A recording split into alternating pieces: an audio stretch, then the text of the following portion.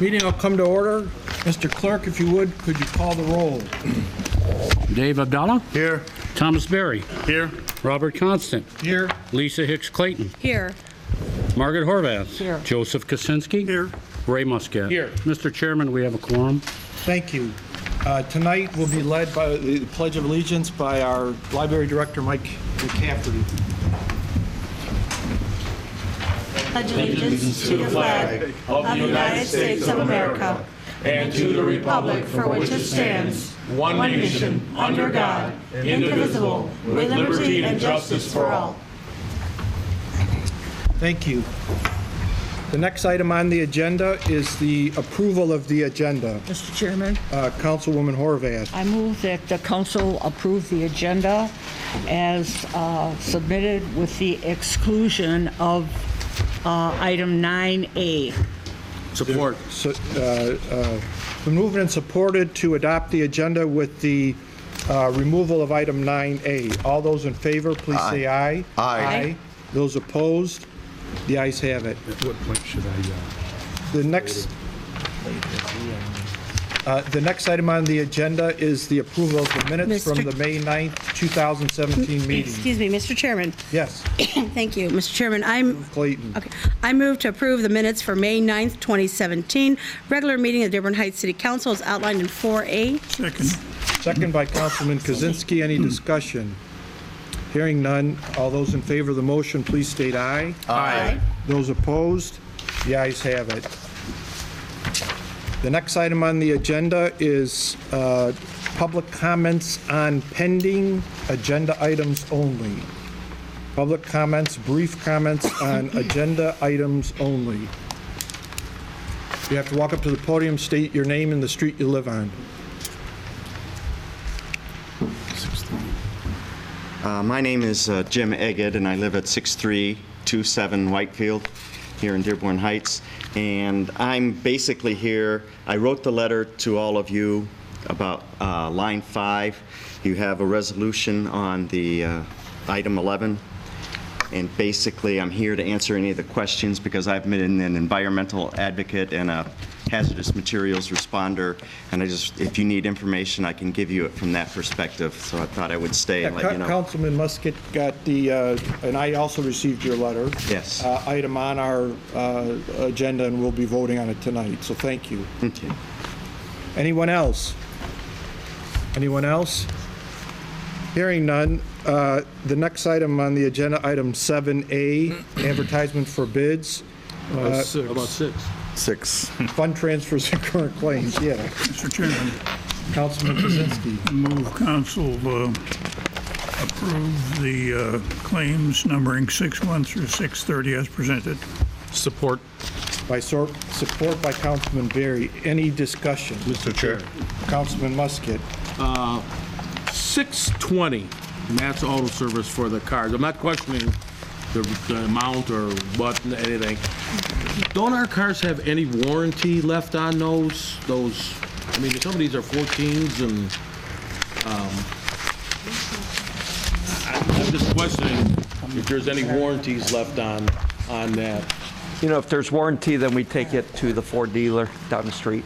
So I'm assuming no warranty. Chrysler vehicles. You should have listened to me and bought the Fords.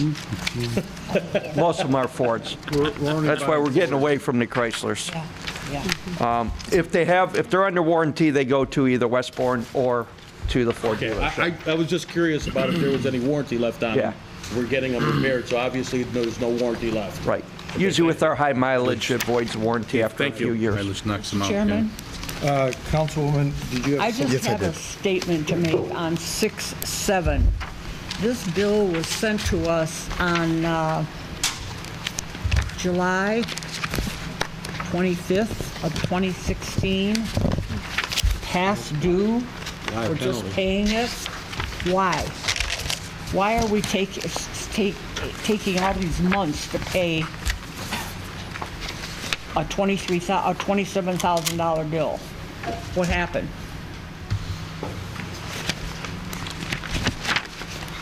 Is there anybody here that can address that? I had that marked up too.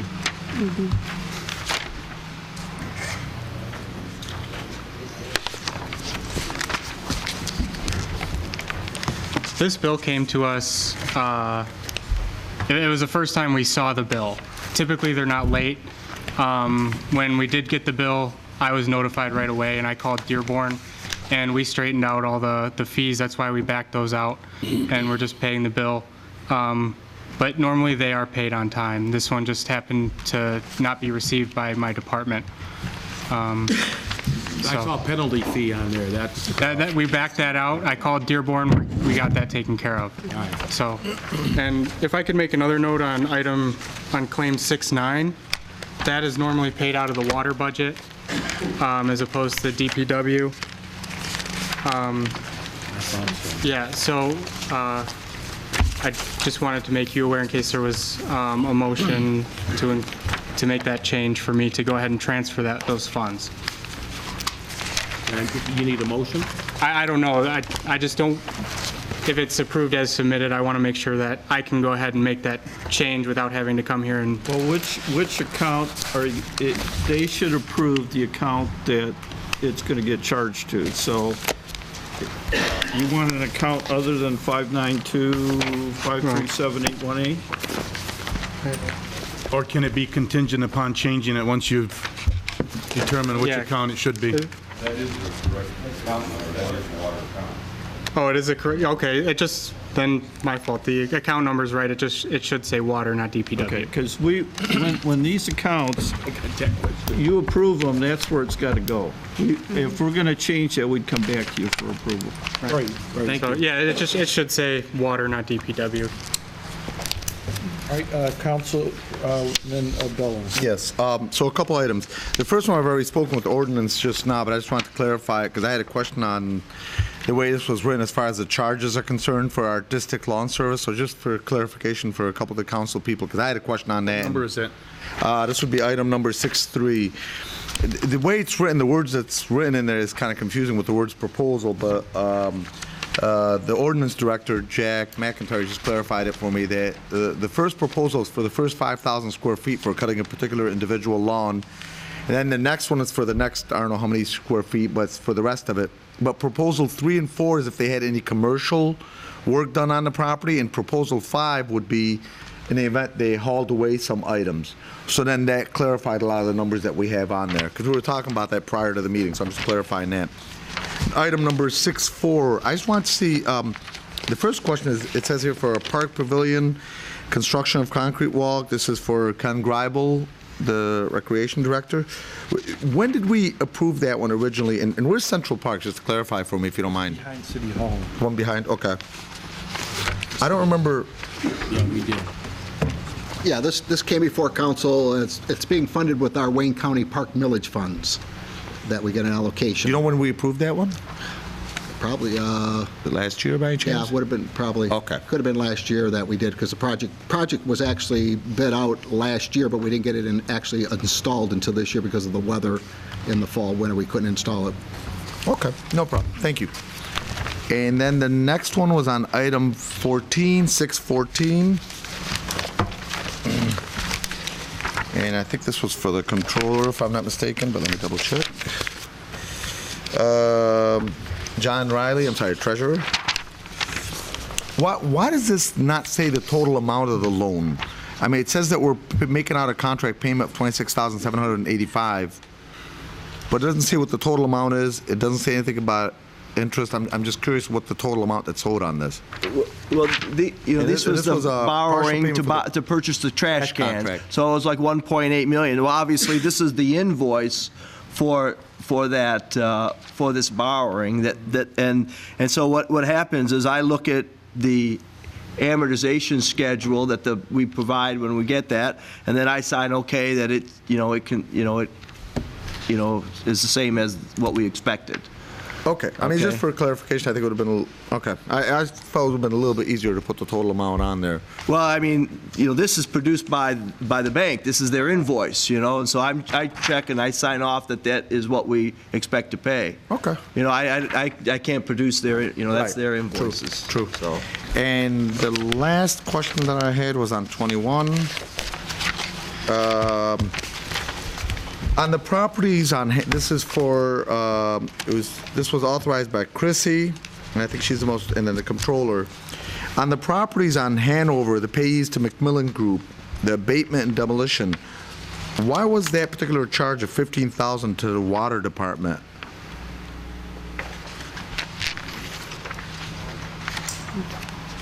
Because our 20% match is coming from the water department, it's a flooding issue. That's what we're using this for. So the 80% comes from FEMA, and the 20% comes from our water budget. Okay. All right. Thank you very much. Thanks, Chrissy. All set. Any further discussion on fund transfers and current claims? Hearing none, all those in favor of the motion, please state aye. Aye. Those opposed? The ayes have it. Now, item 7A, advertisement for bids, fiscal year 2015, CDBG Good Neighbor Program, Joy Road Demolition Project. Mr. Chairman, Councilwoman Clayton. I move the City Council concur with Community Economic Development Director Joe Hashem's request and authorize Community Economic Development Department to prepare specifications, request bids for our fiscal year 2015 Community Development Block Grant Good Neighbor Program for 23417 Joy Road Demolition Project as outlined in 7A. Support. Support by Councilman Musket. Any discussion? Hearing none, all those in favor of the motion, please state aye. Aye. Those opposed? The ayes have it. The next item on the agenda, item 7B, tabulation of bids, CDBG fiscal year 2015 Berwyn Improvement CEDD carpet installation. Mr. Chair, Councilman Musket. I move council accept and approve the most qualified bid proposal for the CDBG for year 2015 Berwyn improvements as outlined in 7B. Have the comptroller's office return all bid bonds to all other bidders and authorize the mayor and clerk to sign the 4 copies of the signature page of the contract. Second. Good job. Second by Councilman Abdullah. Any discussion? Hearing none, all those in favor of the motion, please state aye. Aye. Aye. Those opposed? The ayes have it. The next item on the agenda, item 7C, tabulation of bids for the Parkland Park ADA Restaurant Project. Mr. Chairman, Councilwoman Horvath. can I ask a question Yes. before we vote on this? I'm looking over all the items that were taken off of the original bid process. Okay, I looked at all the 8 items that were taken off of the bid process so that the bid would come in in an amount that we could accept. However, looking at some of these items, the first one being the metal roofing, okay? I know, because I've done research on metal roofs, that $2,500 that we're going to save by not having a metal roof is going to cost us in the long run, because metal roofs are the way to go these days. There's a couple of other things on here that, you know, need insulation. Is there anywhere that we can find $26,000? Recreation Director Ken Grabo. I mean, some of these... Well, we do. The insulation was and I think there was a miscommunication between Mary and myself and the architect. If we were to, at some point, want to heat the restrooms, well, we've never heated any of our restrooms. Okay. So that was an easy deduct. The metal roof, I agree. If it's something that, we're trying to get this thing as cost efficient as possible, Right. and whether you have an asphalt roof or a metal roof, you still have a roof. And asphalt roofs, come with, 30-year guarantees. So I agree, you get more longevity with a metal roof. And there would be, I'm still $5,000 under budget. So if it was the desire to put that back in, we could do that. I was just trying to get this thing down as cost effective as I possibly could. And so we looked at different areas where we felt we could do it without sacrificing, a building that would be, viable and would serve the purpose that we, wish to intend it. So those are kind of the savings and dollars that we were able to find. Okay, what about the new electric meter on the building DTE utility pole? Now, I don't know how to explain this, but isn't a new electric meter better than an old one? Well, this is George Hartman, who's the architect, so okay. that's a technical question that's out of my pay grade, so I'm going to let him go ahead and explain that. Don't you get better service from a newer meter? I don't know. I'm Well, the electric meter right now is on the utility pole at Parkland. okay. And that's not the preferred way that DTE likes to do things. The meter should be on the building. We are upgrading the service because we have a little bit larger electrical needs because of the size of the building and some of the components in it. So the new meter is required here. Even on the pole, DTE would have, if they put the meter on the pole, they still would put a new meter in. So what are we doing here? We're deducting $6,500 on the installation of a new electric meter. No, the original design was to keep a meter on the utility pole, have the contractor install new conduit from that pole to the new building, which is several hundred feet of length. So what we're doing now is we are putting the meter on the building, and DTE will install direct burial cable to the new building, and that's where the savings comes in. Okay. All right. That's all I have, Mr. Chairman. Is there a motion? No. Is there a motion on 7C? Anyone? Mr. Chairman, Councilwoman Clayton. are we moving, the motion is to award the bid to Cedrone Associates for $220,979.50. In addition, are we including in the motion the architect fees of $10,250? The services provided by Hartman It and would be Associates? as outlined in 7C. Okay, I just want to make sure. Yeah, you really wouldn't have to do that because we've already brought him aboard. I'm just telling you where the funds would be coming to cover that, so if that relieve any anxieties with the city council that we would be over budget. So those are dollars that were not earmarked, that were left over from another project in the Wayne County Park Millage Fund. And the project that we did with those funds were in Parkland Park, so it's a very easy transition then to... So you're not asking No. to pay the That's architect. strictly for information purposes just for only. The only thing we're asking tonight is to award the bid to Sedoni for the actual construction of the new building. Well, your recommendation is to award the bid, correct? That is correct. To Cedrone. Yes. All right, so I would make that motion. Move it, please. Mr. Chair. Support. Support by Councilman Barry. Any further discussion? Mr. Chairman, Mayor? I didn't get a chance to ask the question, but there's like Robert Ross Clark's came in at 453, and two of them came in around 340, and this one's 244. You feel this guy can achieve this? Because that's a wide spread in bids.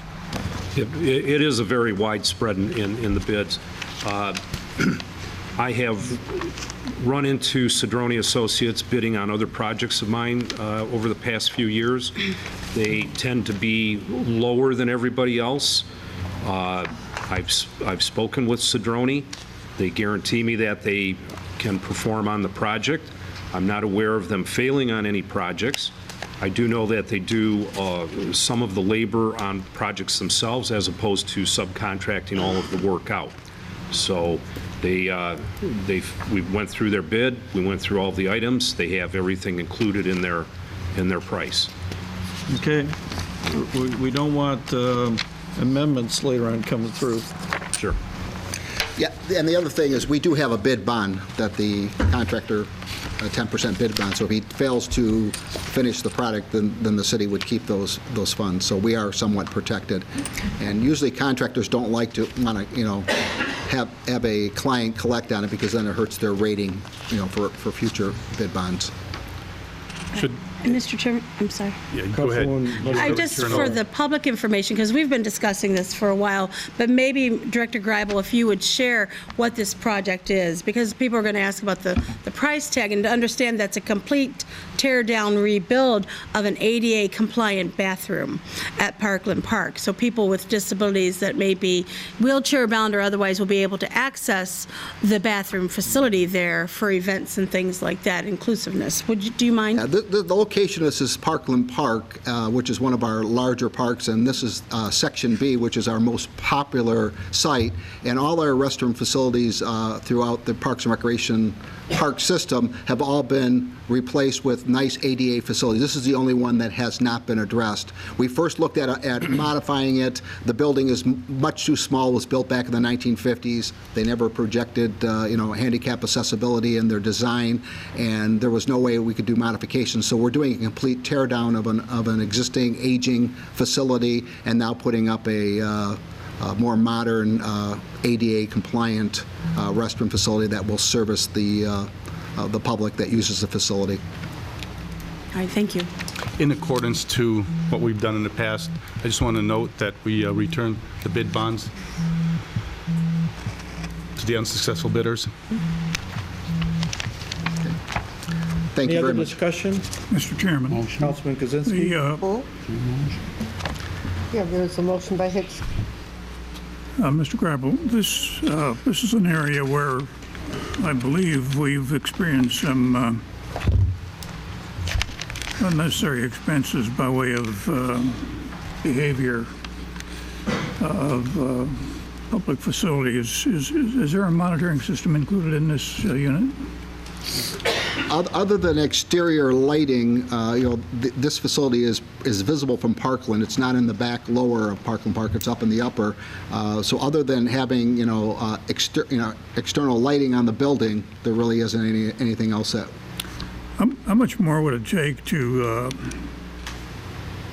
get some kind of alarm or monitoring system, electronics? You've got electricity running through there. Well, I guess what we could do is, if indeed it became an issue, we could look at that later. We're building with block grant funds, so everybody's also aware that when you build a building under Davis-Bacon, the project costs go up about 30% under Davis-Bacon. So if we wish to do that, I would say let's do it separately. We probably could get it done much more inexpensively than asking this contractor to do it under Davis-Bacon.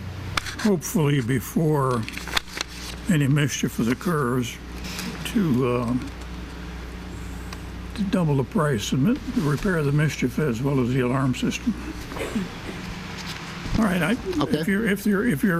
If your intent on protecting the property, $200,000 is a good chunk of money for this facility, which is needed, and in the sense of wanting to protect what we invest in, I think it probably is a good investment to put some money down for a monitoring system.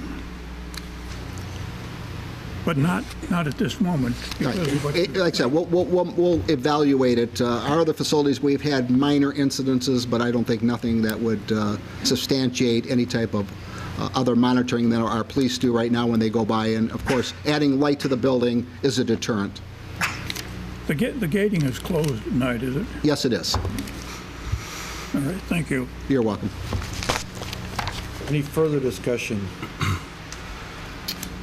So it was moved by Councilwoman Clayton, supported by Councilman Berry, to accept the bid for Parkland Park ADA restroom project. All those in favor of the motion, please state aye. Aye. Those opposed? The ayes have it. The next item on the agenda, item 8A from Mayor Paletko, proposed 2017-2022 contract for the Dearborn Heights Professional Firefighters Union Local 1355. Mr. Chairman. Councilman Kozinski.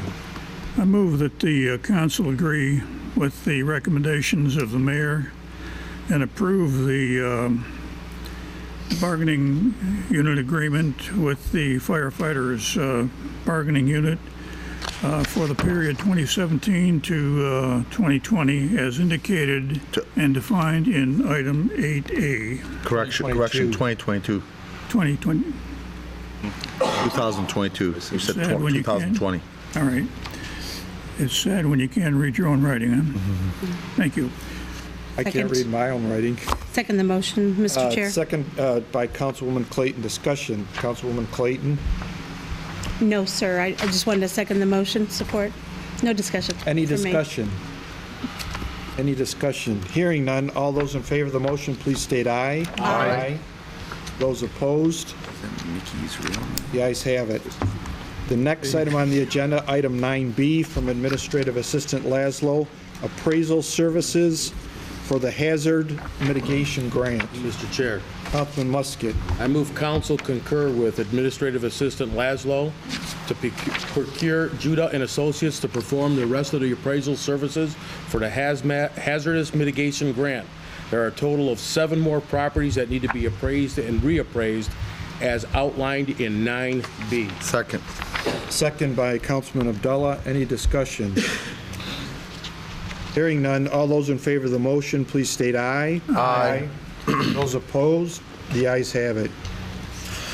The next item on the agenda, item 9C, from Recreation Director Ken Greibel, Parkland Park ADA Restroom Project Contract. Mr. Chairman, Councilwoman Horvath. I move that the council approve the contract in 9C between the city and Cedrone Associates and authorize the mayor and city clerk to sign the contract on a final review and approval by Corporation Council. Second. Second by Councilman Kosinski. Any discussion? Hearing none. All those in favor of the motion, please state aye. Aye. Those opposed? The ayes have it. The next item on the agenda, item 9D, from Fire Chief Brogren, EMS billing rates. Chair. Councilman Musket. I move council concur with Chief Brogan to adjust the billing of the rates for EMS. The annual assessment shows that we are below the standard rate in 4 categories as outlined in 9D. Second. Second by Councilwoman Clayton. Any discussion? Mr. Chair. Councilman Abdullah. I had a question for the chief, if you don't mind. Go right ahead.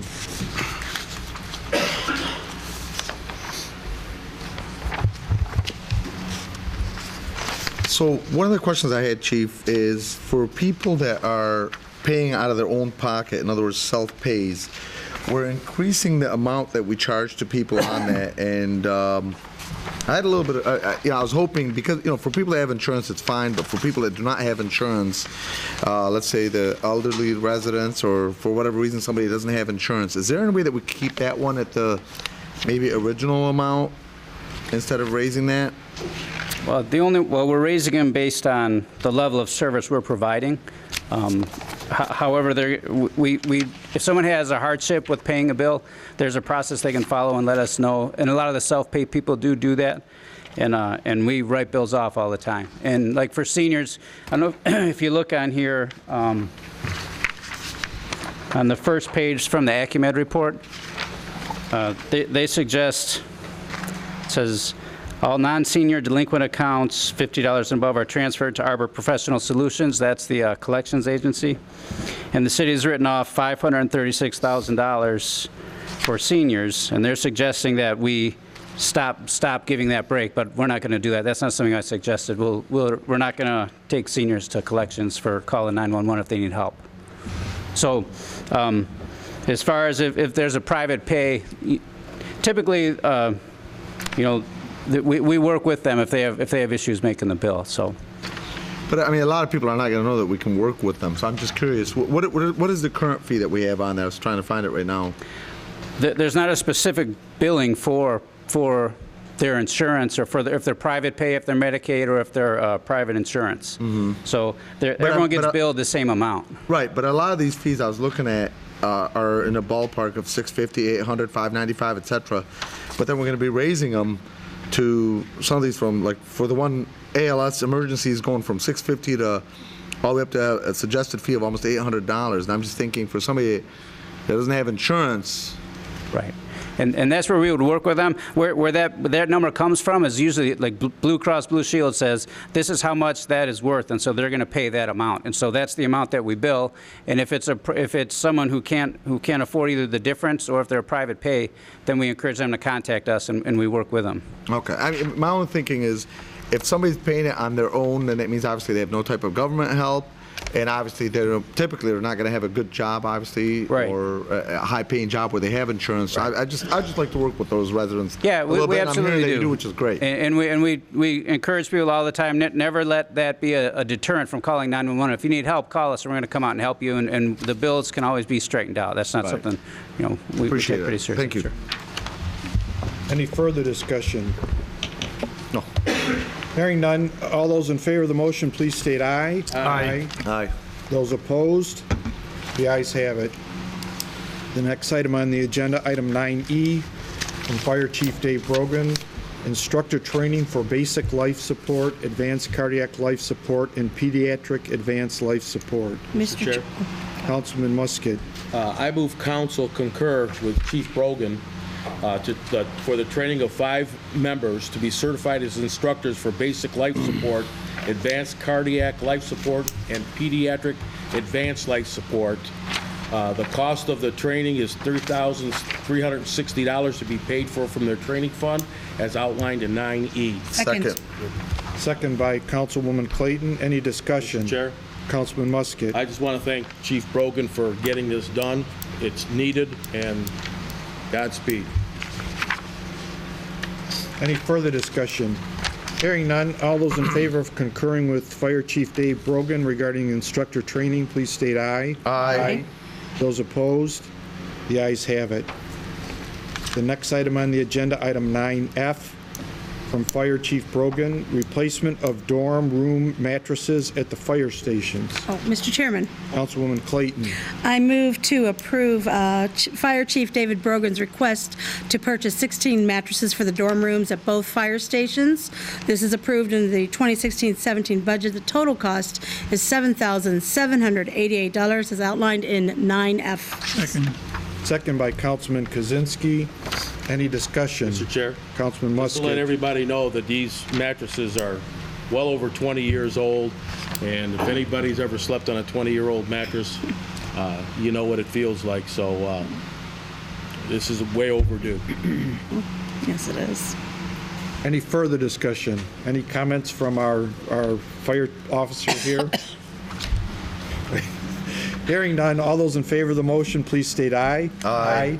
Those opposed? The ayes have it. The next item on the agenda, item 9F, also from Fire Chief Dave Brogan. No, 9G. 9G, also from Police Chief Lee Gavin, maintenance agreement for the Justice Center generator. Mr. Chairman, Councilwoman Horvath. I move that the council approve the maintenance agreement cost from, are you asking for either or? It doesn't, can I say Cummings, the Cummings quote? You know, last time I come before this council, they wanted another bid. We could get, I dealt with Mr. Dan Brooks, gave me a company, and Dave Brogan, and that's the Cummings quote. The only issue with that is in the past, we've had some issues with our city attorney. He does not like an automatic renewal contract. So as you see, both these prices are somewhat close, and that's just in our letter that Cummings services the fire department, PM services us. We've had no problems with them. The bids are close, so Okay. you guys didn't like the bid last time from PM Technologies. Okay, Mr. Chairman. Can I Councilwoman move that Horvath. we approve the contract with PM Technologies for the what am I looking at here? Generator service as for $2,150.85 as outlined in 9G. Second. Second by Councilman Kozinski. Any discussion, any further discussion? Mr. Chair. Councilman Musket. You know, I had a problem with this the last time, and it wasn't about having either one of these companies or didn't even ask for another quote. It's just that I was concerned that we have to go outside to service this for what they do from what I see of oil changes and looking at belts. And I know that we have a fund to send people to school. And this is just a routine maintenance, and I said it before, there should be no reason why someone in the DPW can't be sent to school on this and be trained to do this type of work. This is not, I mean, I'm sure there's people at DPW right now that can change oil and check belts and do stuff like this, and it just, that's just my opinion on this. And I just wanted to keep something more in-house than have to contract everything out all the time. Councilman Abdullah. So this question is for the chief. I just thinking out loud here at the time when I looked at this a couple days ago, why is it that we can't negotiate a better deal since Cummins is already doing the fire department, negotiate a better deal since they're going to be doing possibly 2 departments, negotiate a better deal where they cover both departments combined. In other words, I don't know what they charge the fire department, but get some sort of a discount because we're dealing with them already. But in addition to that, I agree with corporate counsel on any contract, it should not be an automatic renewal. So I agree with them on that. But is there any way, was that tried, attempted, or anything along the lines of that? We could make an attempt. Maybe the fire chief knows, or do you think they're willing to negotiate with us? We can give them a call. We can give them a call and see. And then I'd be okay with you guys making a decision from there, but I'm just throwing it out there. I would definitely try to negotiate a better deal since you got both departments. We will ask. I'll tell them we went before the council, and if we can get a better price, we can go that way. If not, then, based on the renewing of the contract, then PM Technologies, even if they lowered the price, our council has an issue with that renewing contract. Automatic renewal? That can be crossed off. Yeah, and if I may, my issue is normally when there's not an easy out. For example, in this particular Cummings document, I believe, it has a 30-day prior written notice right to terminate. My biggest problem is when we end up having something that's like 3 years, and then unless you choose just right, 90 days before it ends, and no one really remembers when it ends, it will renew for another 3 years. I agree. As opposed to something that's 30-day, either party may terminate the agreement. So this is, especially given the size of this kind of contract, I don't necessarily have a problem with it as long as it's 30 days at the will of the city. Yeah, I agree. Then I'll contact Cummings and see what we can get price-wise. Okay. Thank you, Chief. Any further discussion on item 9G? Hearing none, all those in favor of the motion, please state aye. Aye. Those opposed? The ayes have it. Well, I don't know if, no, we're not voting on the motion because There was no motion. we said, yeah, there was no motion because the chief is going to go back and try to see if he can get a better deal between, Refer back to the administration. Table it? table it. You want to refer it back to the administration, I believe. Yeah. So who made the motion? Nobody made a motion. Oh, Lisa. Councilwoman Horvath did, Councilwoman I Horvath believe. did it. Didn't- Yes. We could check with, yes. Amend Was there your motion support for the motion? to refer back to administrative station on 9G? So Okay, refer back to the, why do we have to, okay, yeah. And then just authorize him to make a Yeah. decision at that point. It's supported, all Well, those, in- if you're just telling him he doesn't have to come back to council. He doesn't have to come back. If he doesn't have to come back to council, then what you're telling him is that go ahead and make an attempt to Negotiate a better negotiate. deal. If not- you can't move forward, so you should approve this contingent upon his getting back with Cummins. Is it Cummins? Yeah. And should you be able to renegotiate, negotiate, but approve the one you currently have so you can move forward? Am I correct or incorrect? No, that's why I interpret that. If we can get a better deal, If you go for it. If not, But do inform us of it.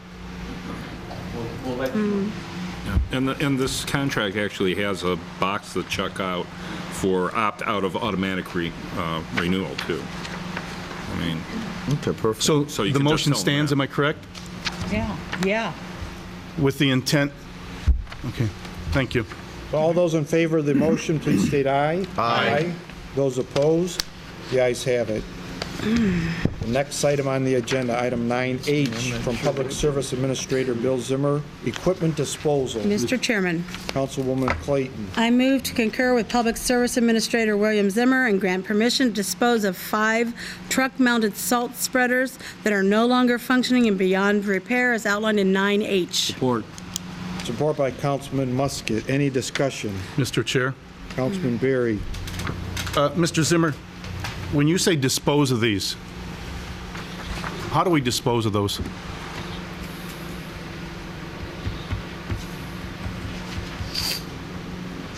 Usually, depending on put it in a scrap pile, and often we'll use those funds for scrap to purchase materials like sand, right, fill dirt, stuff like that. So will they be leaving the property immediately, or will you be holding them and taking them apart as you need them? No, we've been holding them for about 25 years. We want to get rid of them. You want to get rid of them? Yeah. No. So you have a scrap yard you're going to send it to? We have a scrap pile that we have hauled out periodically. I just wanted to go by the, by the book and make sure that you were where we were disposing of them. Thank you. Any further discussion? Hearing none, all those in favor of concurring with Public Service Administrator Bill Zimmer regarding equipment disposal, please say aye. Aye. Those opposed? The ayes have it. The next item on the agenda, item 9I, from Corporation Counsel Darmiatke, transfer of tax foreclosed properties to Tifa. Mr. Chairman, Councilwoman Horvath. I move to approve the transfer from the city of the subject properties identified in Corporation Counsel Miyake's letter addressed to the City Council dated May 16, 2017, to the Tax Increment Financing Authority of the City of Dearborn Heights via quitclaim deeds to be drafted and approved by Corporation Counsel Miyake. Further, that the Mayor Paletko is authorized to execute these quitclaim deeds on behalf of the city, as outlined in 9I. Second. Second by Councilman Abdullah. Any discussion? Hearing none, all those in favor of the motion, please state aye. Aye. Those opposed? The ayes have it. Next item on the agenda, item 9J, from Chief Judge Mark Plawecki, tentative agreement between the 20th District Court Union employees and the Police Officers Association of Michigan. Mr. Chair. Councilman Musket. I move that council approve the tentative agreement between the 20th District Court Union employees and the POAM, which covers a period of 7/1/16 to 6/30/19, as outlined in 9J. Second. Second by Councilman Abdullah. Any discussion? Mr. Chair. Councilman Abdullah. I just want to clarify this for the residents, whether it's this particular contract or the original contract a few pages back for the fire department, that there is a lot of discussion that goes into this as far as the council is concerned. We have some study sessions, obviously, and we discuss this back and forth with the different department heads, and then the unions do some negotiations, et cetera, et cetera. So we're not just voting on this here at face value, just getting it today. So I just want to clarify that. Right, we did have extensive discussions about a lot of discussion. Any further discussion? Hearing none, all those in favor of concurring with Chief Judge Mark Plawecki regarding the tentative agreement between the 20th District Court employees and Police Officers Association of Michigan, please say aye. Aye. Those opposed? The ayes have it. The next item on the agenda, item 9K, from Fire Chief Brogan, AFG Operations Grant. Mr. Chair. Councilman Musket. I move council concur with Chief Brogan to accept a federal AFG operations grant with of a total amount of $70,000. This grant will be to purchase stretchers, hoses, a hose coupling machine, and to establish IAFF peer fitness training program. We have a matching requirement of $6,300 to come out of capital outlay, and it was already budgeted for as outlined in 9K. Support. Second by Councilman Kozinski. Any discussion? Hearing none, all those in favor of the motion, please state aye. Aye. Those opposed? The ayes have it. The next item on the agenda, item 11A from Councilman Ray Muscat, resolution in support of shutting down the Enbridge Line 5 pipeline under the Straits of Mackinac. Mr. Chair? Councilman Muscat. This is an awful long resolution, and obviously, I didn't write this totally at all, and I'm going to probably should defer to the originator here, but just a comment on this. Over 1/3 of the freshwater supply on the entire planet goes through that straits. And we have an oil line that's 50-some years old underneath that straits. God forbid if that thing broke in the middle of January or February when there's 10 inches of ice underneath that bridge, the hundreds of billions of gallons of water that we use out of Lake Huron will be lost.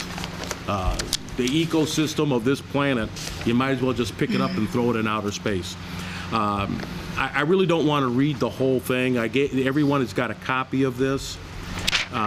So I make, my motion is for City Council to approve this as outlined in 11A. Adopt the resolution. Adopt a resolution for this, for 11A. Support the motion. Support by Councilwoman Clayton. Any discussion? Mr. Chairman, Councilwoman Clayton. if I may just ask that it be forwarded to Michigan Municipal League as well, because they keep track and post this on their website of municipalities that have supported a resolution or adopted a resolution for this subject. Is the maker and the supporter in favor of that? Yes. Any further Chairman? discussion? I don't know much about this. I know of it, but I haven't done any research on it. But my question is this. Where's your there What for? good is this piece of paper? Somebody's going to get it somewhere, and they're going to put it on the side, and, oh, we got a resolution from Dearborn Heights, put it in the round pile. Why, these resolutions that we keep bringing forward, what happens to them once they leave us? Well, some of the resolutions, so, like all the cities adopt, for example, against the change in the fireworks law. Okay. Mr. Chairman? Councilman Muscat. We're not the only city that's doing this. There's I many understand that. municipalities do this. I guess it's for our voice to be heard about our natural resources. We've got an outside company that's really not even in this country that's pushing this oil through, let's face it, our drinking water. And if we don't voice our opinion on it, when are we going to do it? When it's too late? When there's going to be a disaster like happened in Alaska with the Valdez oil spill? I'm going to, Mr. Chair, if we can have Jim stand up, and if he wants to field that question, maybe he can answer it better than I can. You're right. This is a non-binding resolution, and you're right, it means about as it's worth the paper it's on, except for the fact that it's your voice, it's our voice as citizens of Dearborn Heights, expressing our concern. Now, this is also going to the Attorney General and to the Governor, and they have commissioned a pipeline safety task force, and their job is to decide whether or not to shut this down. And Attorney General Schuette has said that these pipeline days are numbered, and it's 63 years old. Or 64 years old this year.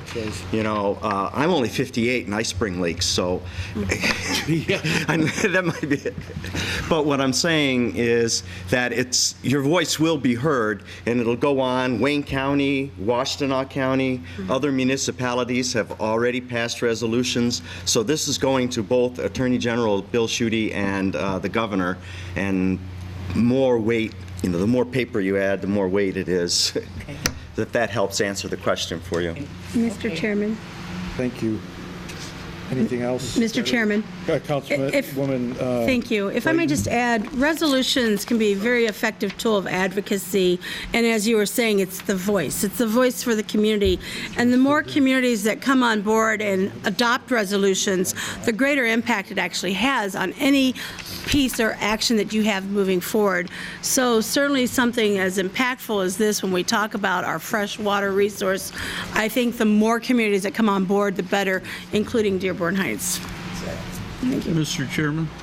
Mayor? I saw the damage that their pipe did outside Marshall. I guess that's the Kalamazoo River. I'm not familiar with it, but it did a lot of damage. But another issue that is concerning, especially to me, is the amount of water, spring water, that I think it's Nestle is pumping out of Michigan and selling it, and the effects of that.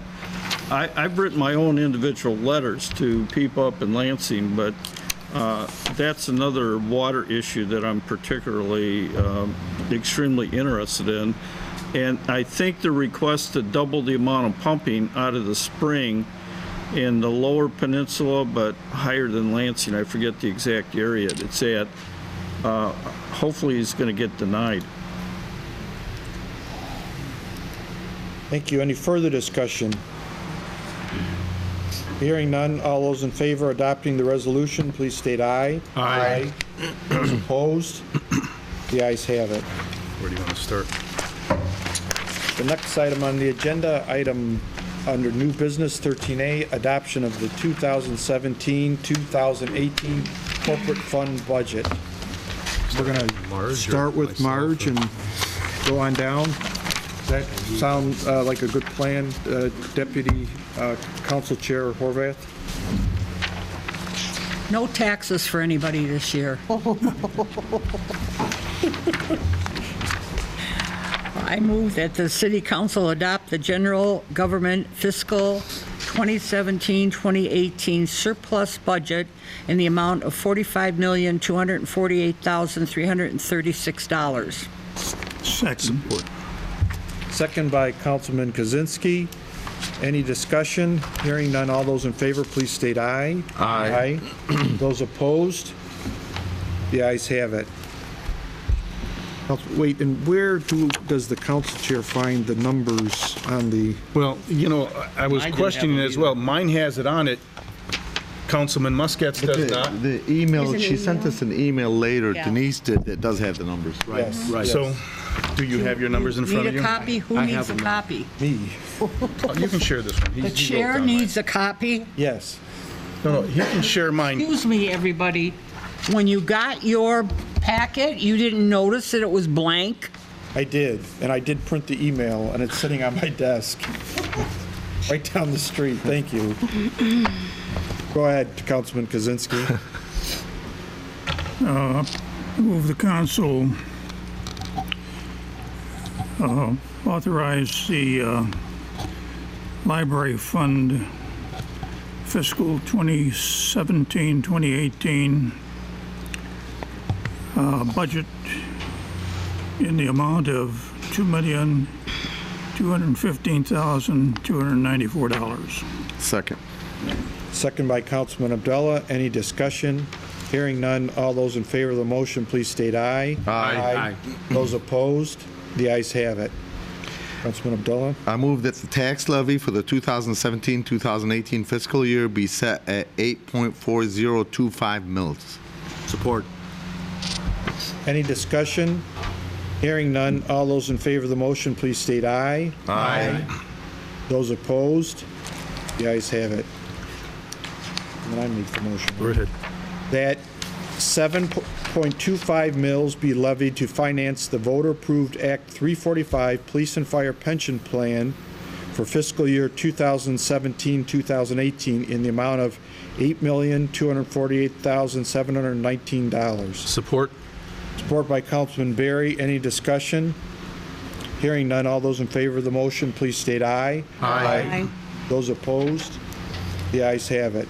Mr. Chair, I make a motion that the City Council level an additional 2.2059 mils on a taxable valuation for financing garbage and rubbish disposal for the fiscal year of 2017-2018. Support. Support by Councilman Musket. Any discussion? Hearing none, all those in favor of the motion, please state aye. Aye. Those opposed? The ayes have it. Councilman Musket. I move council levy an additional 1.9770 mills on a taxable valuation of public safety as approved by the voters of City of Dearborn Heights for the fiscal year 2017 through 2018. Support. Support by Councilwoman Clayton. Any discussion? Hearing none, all those in favor of the motion, please state aye. Aye. Those opposed? The ayes have it. Councilwoman Clayton. Mr. Chairman, I move that the millage approved for solid waste disposal by the electorate in May 2000 be levied at .9885 mils. Support. Support by Councilman Berry. Any discussion? Hearing none, all those in favor of the motion, please state aye. Aye. Those opposed? The ayes have it. Councilwoman Horvath. I move that the city council approve the 2017-2018 lump sum budget for the 20th District Court in the amount of $2,023,421. Salaries not to exceed amounts specified in the budget. Support. Support by Councilman Abdullah. Any discussion? Hearing none, all those in favor of the motion, please state aye. Aye. Aye. Those opposed? The ayes have it. Councilman Kozinski. Move that the city council levy additional .9082 mills to fund city Department for libraries, including new improvements of library buildings, and approve. This all is approved by the voters of the city of Dearborn Heights. Support. Support by Councilman Berry. Any discussion? Hearing none, all those in favor of the motion, please state aye. Aye. Those opposed? The ayes have it. Councilman Abdullah. I move that the city council levy an additional .9390 mil to fund the city libraries as approved by the voters of the city of Dearborn Heights. Support. Support by Councilman Berry. Any discussion? Hearing none, all those in favor of the motion, please state aye. Aye. Those opposed? The ayes have it. The next item on the agenda, item 13B, adoption of the administrative fee. Mr. Chair. Councilman Berry. Move City Council concur and adopt a resolution authorizing the City of Dearborn Heights to collect up to 1% administration fee pursuant to Michigan Code 211.44, providing the governing body of the city by resolution to approve the authorized fee as outlined in 13B. Second. Second by Councilman Kozinski. Any discussion? Mr. Chair. Councilman Musket. You know, I just think, you know, I've heard this go on every year, and I just think it's a tax upon a tax. And that's how I feel about it. Just put my 2 cents worth. Any further discussion? Hearing none, all those in favor of the motion, please state aye. Aye. Those opposed? No. No. That's 2 noes, Councilman Abdullah and Councilman Musket, and 5 yeses.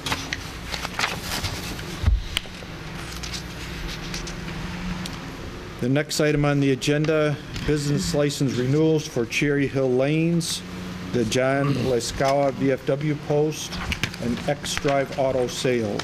Mr. Chairman, Councilman Kozinski. move that the council approve the renewal licenses under the banner of 13C. Support. Support by Councilwoman Clayton. Any discussion? Mr. Chair. Councilman Musket, I had a question. Abdullah. I had a question for the clerk. I had understood through the grapevine that that particular property had already been sold and had already changed hands. Are you aware of that, or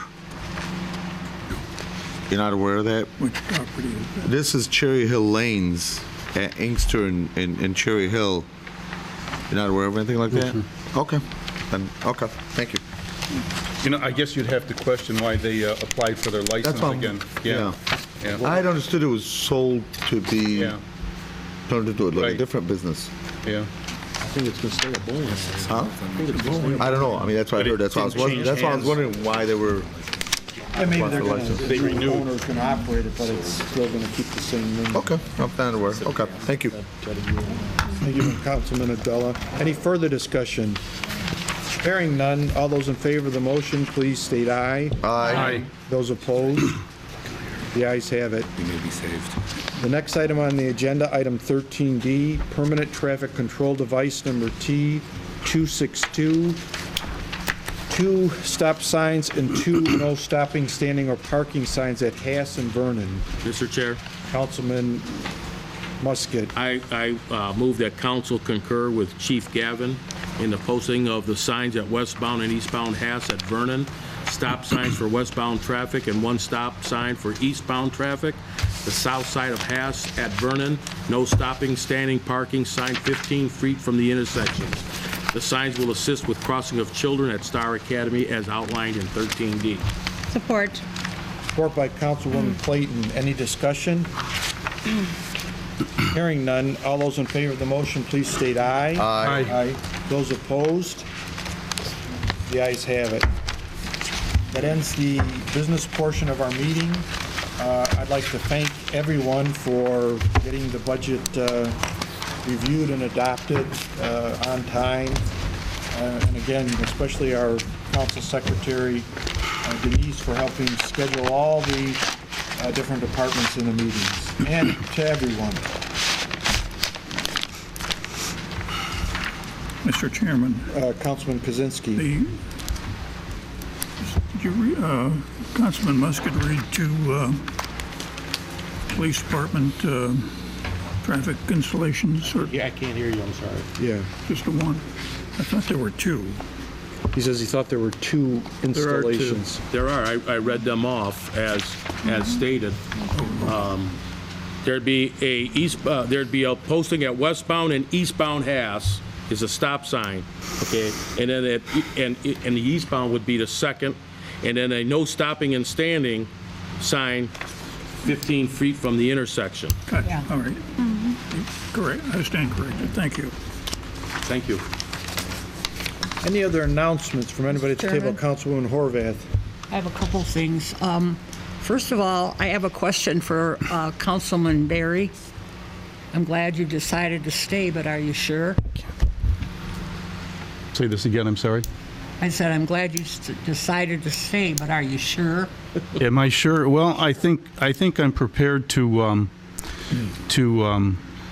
share or reflect on my decision, and if the chair will allow me.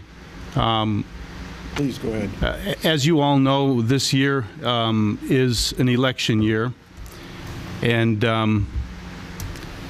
in preparation for that, I met with a couple of my campaign consultants, and as we were meeting and laying out the details of a fundraiser I was going to have, near the end, the young lady told me, she said, Mr. Berry, she said, the speech that you're going to give at your fundraiser, send me a copy of it and let me proofread it for you. And I told her I would. And as I left the meeting, I thought to myself, okay, I need to put this speech together. So what am I going to say? I can't embellish on my accomplishments of what I've done. It's just not who I am. I'd rather it just take place without any recognition, so I'm not going to bring anything up. I do need to thank everybody for the support that they've showed me.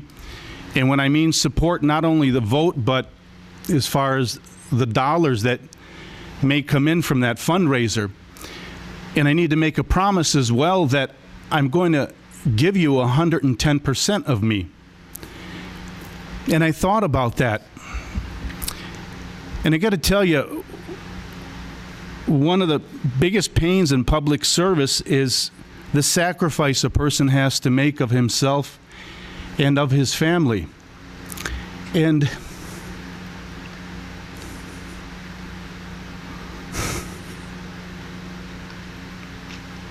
unfortunately,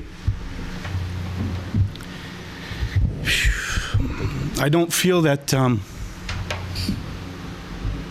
I'm in a position to give you 110%. And I think that's unfair for me to stand before a group of people and say that if you give me your money, if you vote for me, I'll give you 110% of my time. I can't do that. I don't have 110% for you. I don't know if I have 50% for you. And I had decided at that time that I can't do this. It's lying to the people. It's cheating. I'm taking your money, and you're not getting what you expect out of me. And for that, my conscience won't let me do that.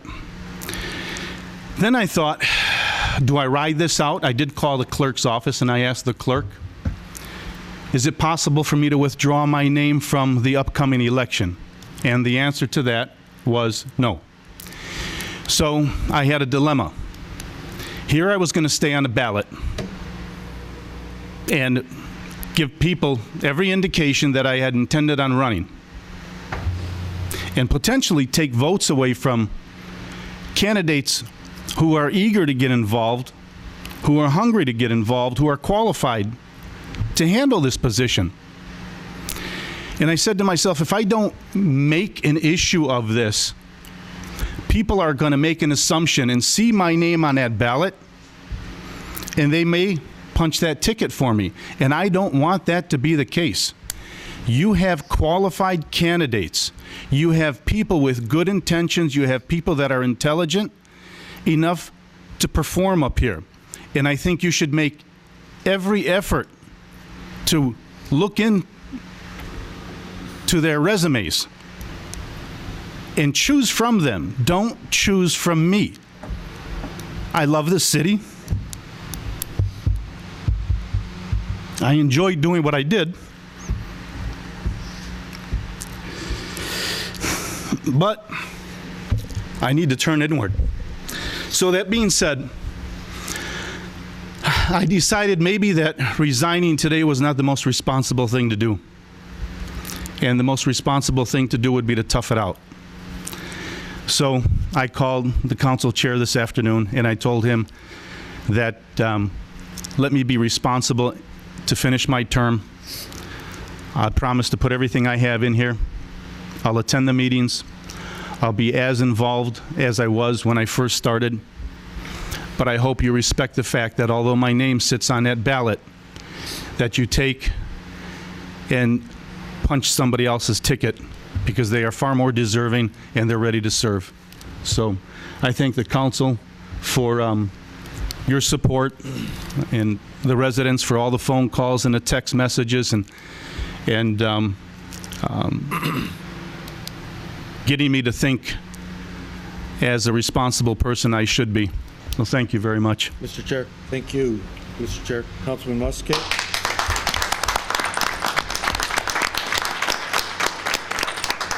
I've got a few of my own things that I want to say, but before I say what I have to say, I have, it's known fact that Councilman Berry and I often never saw eye to eye, but I've always had respect for him.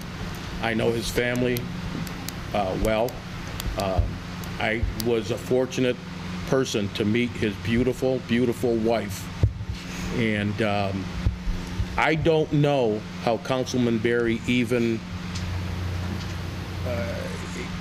went through life itself, not just coming to some city council meetings or missing others, making phone calls, and he did to me to ask me what was going on, how things were going. I don't know if I could have done it. I don't know if I had if I could have the intestinal fortitude that he had going through the situation he had, and to see his lovely daughter get married, which was a blessing.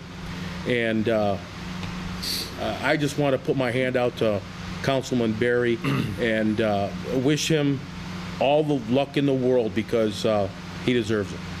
Thank you. You're welcome, sir. Thank you. It's a pleasure to sit next to you. Thank you. Yeah, Mr. Chair. Councilman Abdullah. I just want to say I've had only a couple of years of pleasure of working with Councilman Tom Berry, but mainly what I want to do to add on to what Councilman Ray Muscat just mentioned, I'd just like to thank him for the 12 years of service that he gave to this community in this country. I know working on the council, it looks pretty easy coming to these meetings, just a couple hours, but there's definitely a lot of work involved beyond what we do here on, when we're sitting here. So I just want to thank him for his 12 years of service, and I know it was a major sacrifice for him and for his family, and I thank him for it. So thank you. Thank you. Thank you. I want to echo what both Councilman Muscat and Abdullah said. I talked to Councilman Berry when he first started out, and a lot has happened, but I really admire and appreciate your thoroughness, your knowledge, your honesty, but mainly your passion for the issues that we discuss, and we're glad to have you around. Thank you. Mr. Chair, Councilman Muscat. now to get to some of my things I'd like to bring up. Wait, I have one more thing. Okay, I'm sorry. I'm sorry. This is for Gary Miyake, Corporation Counsel. Councilwoman, could you pull that mic up to you just a little closer, please? Okay, this is for, by the way, I'm glad you're back. I didn't mean all that. I didn't think you were going to give us a speech, but that's okay. I know where your heart's at. About a month or two ago, maybe 6 weeks ago, I mentioned that school that was going up on Beach Daily, and then they stopped it. It's being built around another building. Vice Academy.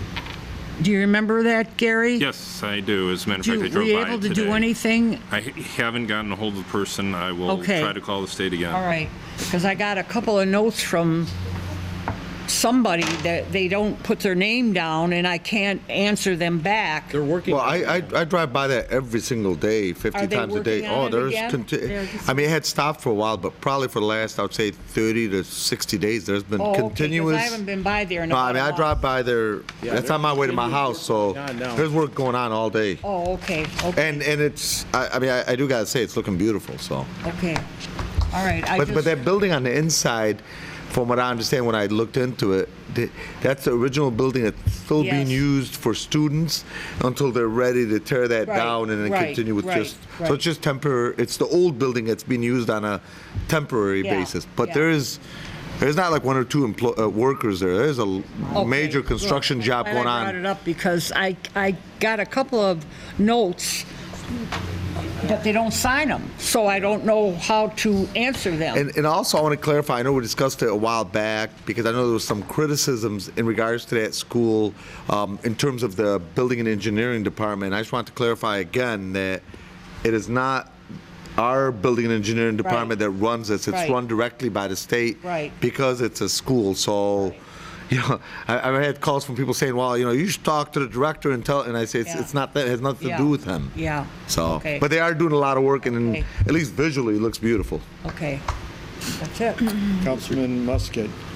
I got two different things. One, in our last study session, I asked our corporate counsel about where we stood on the marijuana Dispersal ordinance? resolution or ordinance, and I'd like to know, how we're going to proceed with this. I guess if even if I'm for it or against it, which I'm still looking into it, we still have a group of people that want to start a business in a city.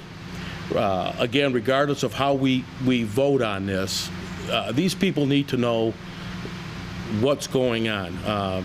Either they're going to pack up their bags and go to another city, or they're going to stick it out for the long run. I don't think we should keep these people on pins and needles. So I'd like to know where we're standing on that ordinance as of today. Well, I can answer some of that. So, as of now, our law is, our ordinances are the way they stand, and right now we've opted not to have any marijuana dispensaries. And I asked to update our ordinance so that we'd have a dispersal provision in our ordinance similar to what Detroit's adopted, Warren. And I understand what's the progress on that with Mark Roberts, if you know. I believe Mark had turned something in. Yeah, I think But it's we're waiting still for something where we need to end up having some direction and dealing with threshold issues. And when I say threshold issues, I'm talking about issues having to deal with, are we going to be concerned about the federal government? Is one primary issue that all the medical marijuana advocates don't end up ever really addressing to bodies like this one. Mr. Chair. And the additional question becomes, there are like 5 different ways in which these things can end up being done, or different functions, as you were told at the study session, and whether or not we do certain things and don't do other things. For example, have grow operations but have no dispensaries, and what do we do in terms of dispersal, even if we do some of these different types of things. So Mr. Roberts had drafted something. I know that he had sent it to me, and I believe he had sent it to the council chair and maybe the mayor. I haven't received anything from him. Sorry. I thought maybe he had, but if not, then I think at this point it would probably be a good point to end up having a study session with Mr. Roberts and I both being present to discuss kind of how we need to have some direction. So if I may ask a question here first, please. Councilman Muskets, go ahead. Do we have an ordinance in process? Yes. That reflects the state's ordinance that's in place? State law, yes. We do. Yes, we asked Mark Roberts to write it in conjunction with the state law, and in addition, I had Mark Roberts in communication with a couple former, now they're former elected state legislators who were assisting. So, Mr. Mayor, and I apologize for interrupting you, but has he delivered that to the administration yet? I believe that he had. Have you seen it, Mr. Mayor? I don't remember seeing it, but I checked with him, and he told me that either it was completed or was about to be completed. Yeah, it's not a particular. It needs work, but that's where we have to get direction. Well, see, and then the concern about the federal government, and I appreciate you bringing that up, but I'd rather be proactive in this. I don't think that the federal government is going to shut down 13 states and additional states that are going to follow actually adopting recreational use of marijuana. I think we're in an era of the end of prohibition, if you will. It's recycling all over again, and I really think I'd like to be on the forefront of it. I think I'd like to get that ordinance in front of us so we can view it, and whatever changes we need to make to it, let's make them, and let's see if we can't move forward with this, because we're going to sit on our hands and do nothing, and we're going to accomplish zero. Other cities obviously are going to adopt this, and I'd really like to be in the forefront of this moving forward. To answer Councilman Muskett's question, so anybody's free to introduce, a proposed ordinance or ordinance change. And I'll look forward. Maybe I'll talk with or give a call to Steve Roberts' office tomorrow. Mark Roberts. Mark Roberts. Steve, you look like you're getting a phone call. I could send him an email with regard to this, just to make sure that, I know I'd received a copy of it, and I thought that the council was just busy with regard to the budget and things like that, and that's why. CC me on that, and then our next meeting, one of the things we're going to talk about is the pending items at our next study session, and so we'll You're talking about the pending study sessions? Is there a study session with the pending list, and that's on it. Right. Is there a date specific we should be concerned with as far as the state is concerned? I'm not as familiar with the actual workings of the state law because Mark has done it. Yeah. The mayor said there is a date. I'm sure before the year end, and that's why this thing needs to get addressed before year end. Mr. Chairman, I believe that date is December 15th, at least what we were told at convention. when we talked about this in workshops. There's a December 15th date to either opt in or opt out from the state perspective through Laura. So like I said, yeah, our next study session, our next meeting, we're going to review the pending items. That'll be one of them, and then we need to set up a study session, but get something enacted. When you say review the pending items, that would be just a review of everything that's been tabled and so on and so forth. I'd really like to be able to take a look at this ordinance. You know, we have a lot of things coming forward this year, and that's one of them. So we'll get that set up and discuss fine-tuning the ordinance, and then get it enacted. What I would suggest is doing that ordinance, and at the same time, you're going to get, if you've not received, the agreement with Wayne County, so we'd have the attorneys here at the same time, and we need to talk about that. I just saw that today, regarding Warren Valley. We can set up a study session to discuss both Warren Valley and the marijuana ordinance. Yep. When do you think we can do that? We'll get it set up as soon as possible. Well, you can't wait too long because we have a deadline with the county. June 15th. With the county as well? So probably this coming Tuesday, and then we'll put it on the agenda for the following council meeting.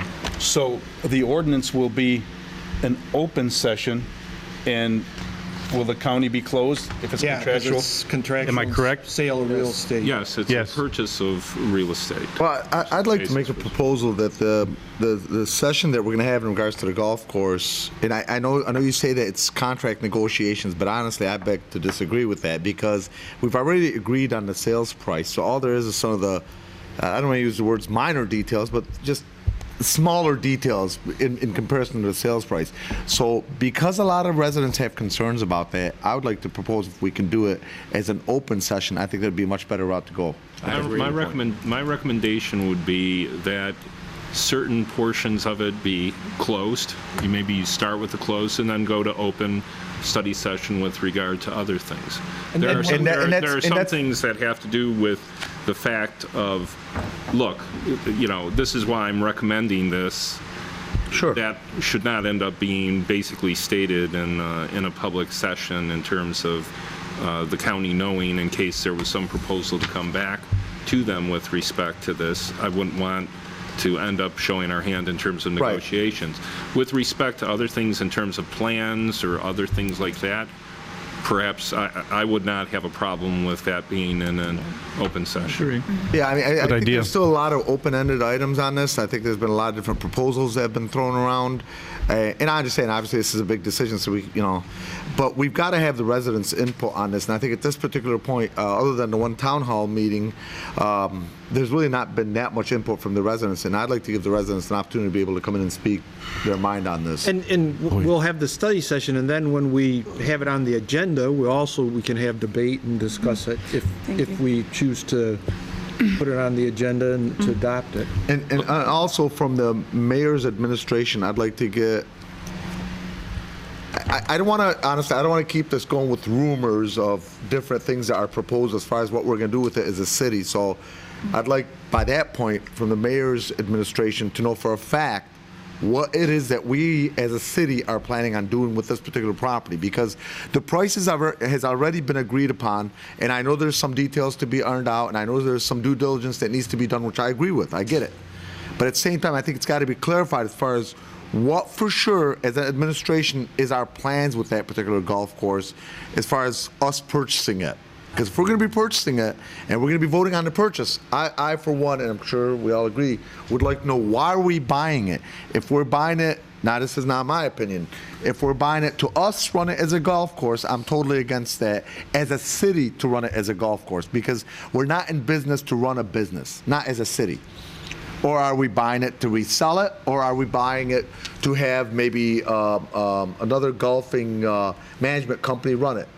What is it that we're buying it for? I'd like to have that clarified. You will receive a position paper from me. In fact, I spent all day today. I had an opportunity to sit down with individuals who acquire and evaluate for purchasers and sellers a value of a business. And so I spent the entire day, and these individuals, that's all they do for a living. So I drew upon their particular expertise and had an opportunity to formulate, and I will issue to you a position paper. And one more item. In terms of the due diligence that we're going to be doing, there's, environmental studies that we could do, phase 1, phase 2, phase 3, amongst many other things that we could do. Due diligence, as you are aware, corporate counsel is open-ended. I mean, you could look into 5 billion things. I'm really concerned about the costs that are involved with this, so I'd like to have some sort of a proposal at that particular time as far as, if nothing else, at least a good educated estimate as far as what the cost is involved, as far as the type of due diligence that we're going to be doing, so that we're not spending too much money on something that may or may not materialize. I have a cost estimate from Plant Moran, and we'll be getting a cost estimate from Mr. Brooks and Wayne Trim for the survey. And then some of the council to approve, I presume, correct? Yeah, Okay. yeah, for the survey, and we'll bring back to you, but I asked Plant Moran, and I indicated to them, I need somebody to review my particular analysis and numbers, and so I've asked them to do that, but we'll try to do most of the heavy lifting to save money. We do not necessarily believe, and correct me if I'm wrong, but in talking to our brownfield, we'll do the phase 1. They do not know necessarily they need to do a phase 2 and 3. Okay, great, thank you. So again, I'm sorry. So Council Chair, again, we should probably start with a closed session with respect to this, go over the things that should be in a closed session, and then go to a study session, and the agenda should reflect that when we end up having it with regard to the Warren Valley Golf. And I'm just looking at a calendar, so if we adopt it at the meeting on the 13th, we'll be in time for the 15th deadline. Yes. And Councilman Musket?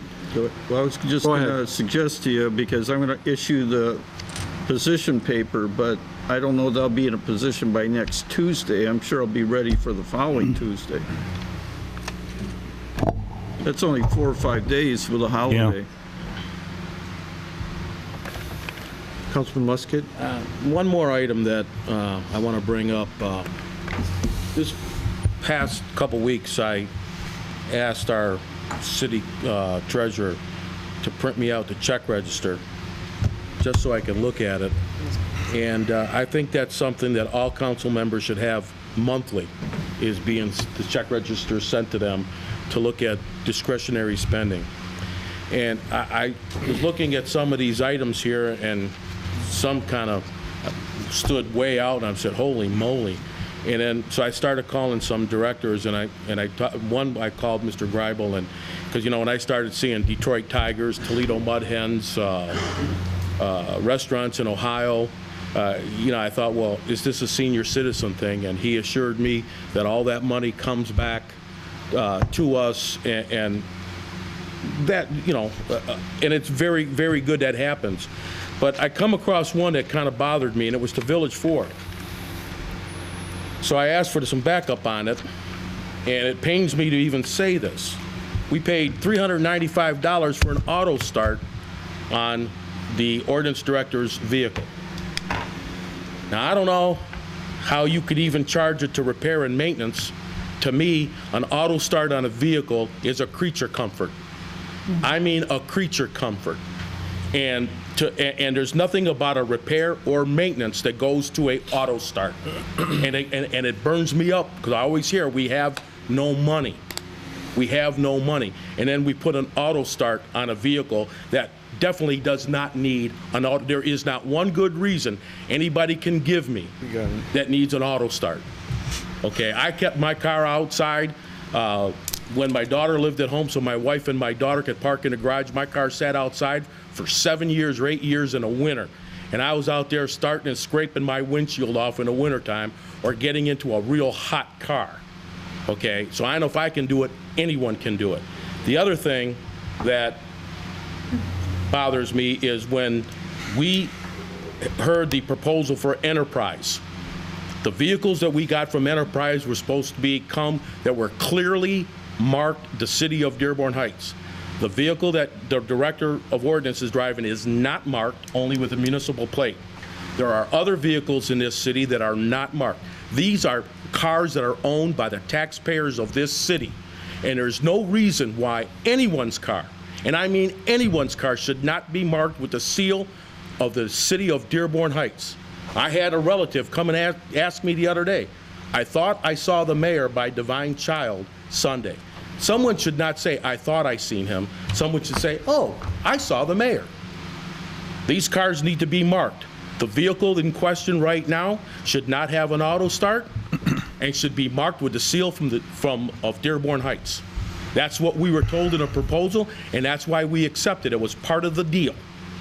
So we can't get a deal and then not have the whole deal.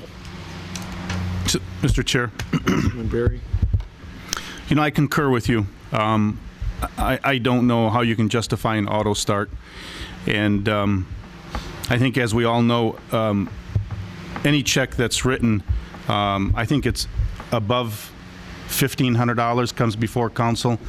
Anything lower does not have to come before council. So the auto start, I don't know who approved it, if it was approved or not. I think, you know, somebody should have reconsidered that. As far as the vehicles being marked, I'd like to see the vehicles marked, and the reason I'd like to see them marked is so that our residents know that our people are out and about in the neighborhood doing what they're supposed to be doing. I don't think there's any other intent there to mark or not mark a vehicle other than to know that they're out in our community. And if somebody needs to reach out to them or somebody needs to identify that they're there, you see it. You see your tax dollars at work, and you know people are doing their job. So I commend you for recognizing that. And do you think we can get that vehicle marked? It's got to get marked. That was the deal. It's coming up. No ifs, ands, or buts about it. They need to be marked. I paid. Quiet, please. Mr. Chairman. Jack's going to speak. In response to the auto start, when the mayor and I met with Enterprise, we could have gone with a higher tier. It was more expensive. I do want an auto start, and if you want me, I'll pay for it myself. This past weekend, I got about 7 to 8 calls over the weekend. Some happen at 2 o'clock in the morning.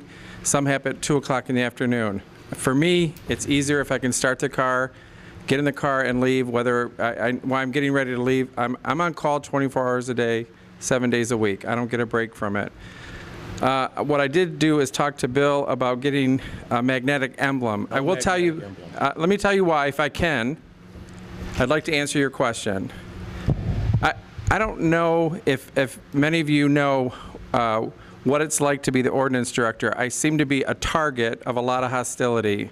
And I've talked about this. I talked about it at the Southwest Dearborn Heights meeting, and I know I've even talked about it at my budget meeting with you just a week ago. We tend not to be a popular group of people. I'm a target. I've had people send me propaganda things through the mail. I've had to prosecute residents that found out where I live and have sent inappropriate things through the mail to me. I've had people recently drop a crack pipe on my front lawn. People are finding out where I live, and it makes me uncomfortable. I have my grandson with me a lot of the time, but I am on call constantly. I'm never away from being on call. So as far as the regular ordinance vehicles go, the escapes that we ordered, they are being detailed. It's a process. We drop one off. It takes a day or two for it to be detailed. As of right now, we've got 3 completed, and the 4th one was dropped off to be detailed. So I'm more than happy to pay for that remote start myself. Honest to God, I will write a check tomorrow. Mr. Chair, I understand a gentleman is on call 7 days a week, 24 hours a day. But to have an auto start because you're going to get ready to go, it doesn't take anything to start a new vehicle now in these days and ages. These things start just by looking at the key or the push button. We'll hang on a minute, because I need to get this off my chest. All right. Because we're always talking about money here, okay? And to say you want a magnetic one because you're targeted, I understand you could be targeted. Hey, I had FU sprayed on my front lawn a year ago, and I had to replace part of my front lawn. Someone came by and destroyed my shrubbery with some sort of spray, okay? So you're not alone. And everybody knows where I live. I've come up to that podium for I can't tell you how many years, and I said 26911 Havelock. So I already know that. But it just bothers me when discretionary spending gets out of hand. And I don't like it.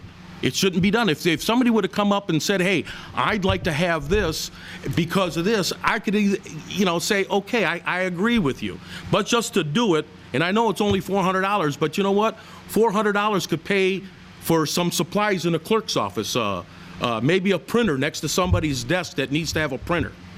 That's the way I'm looking at it. Right, but right now, we're an announcement. Well, Mr. Chairman, so we could debate this Yeah, but I all was night not and- aware of the starter. It's been volunteered, that you can pay for it. I went through all the specifications that came to this council for approval from the enterprise. You saw the options. There was an additional option for some other items, and I did not approve it and didn't come to you. So I guess I have to write an edict that no changes to the vehicles without my permission. But the vehicle needs to be marked, but not magnetically. That should be marked. That's a taxpayer vehicle. Taxpayers own that vehicle. Council Miyake? Yeah, if I may, briefly here, I've actually had to issue a warrant against someone who had basically ended up engaging in harassment against Mr. McIntyre. His position is one that involves law enforcement. I mean, essentially, in this situation, it would be almost comparable to saying that the police chief should make sure that his vehicle is well-known and his location is well-known. Not to the same degree in terms of the level of sort of offenses that certainly the police chief deals with is not the same as what the ordinance enforcement director deals with, but the possibility of retaliation is a concern, particularly because I did have to end up actually issuing a warrant against someone who ended up engaging in harassment of Mr. McIntyre. So just something that the public should be aware of and the council body should be aware of. Corporate counsel, I asked for a warrant one time too, and you denied it when I was threatened. So we can keep going with that on and on from now till doomsday. Ken, and it's not on the agenda, so Councilwoman Clayton will have the last word. Thank you, Mr. Chairman. So I know I spoke with Director McIntyre and some of the harassment and things that are happening with our ordinance officers, and we talked about following the legal process, like filing a warrant, things of those natures, and I would encourage you to do that. But I do want to take back the conversation about the vehicles being marked, because this is not the first time we've had this conversation, and this includes the different department head directors' vehicles that are not marked, and these are the taxpayers' dollars. But I also want to go back to the last time we talked about this was when there was the scams with the water, alleged water workers, department workers that were, and there were 2 seniors that were scammed, that they made way into their house. Now, granted, we could say, well, you should look for their ID and you should look for the vehicle, but bottom line is these vehicles should be clearly marked. We've had this conversation before, and certainly I still support that, having those vehicles marked and identifiable. This is about safety for the workers as well as the residents. And again, it's taxpayers' dollars. I would like to see us just get it done now. Any other announcements? Thank you. Any other announcements? Mr. Clerk? Go ahead. Floor. Wanted to make our residents aware, if you're a veteran and you need some additional services, and to make sure that you're getting all the items that you're qualified for, at the Downriver Community Council, they created a veteran service office. It's located in the DCC building at 15100 North Line.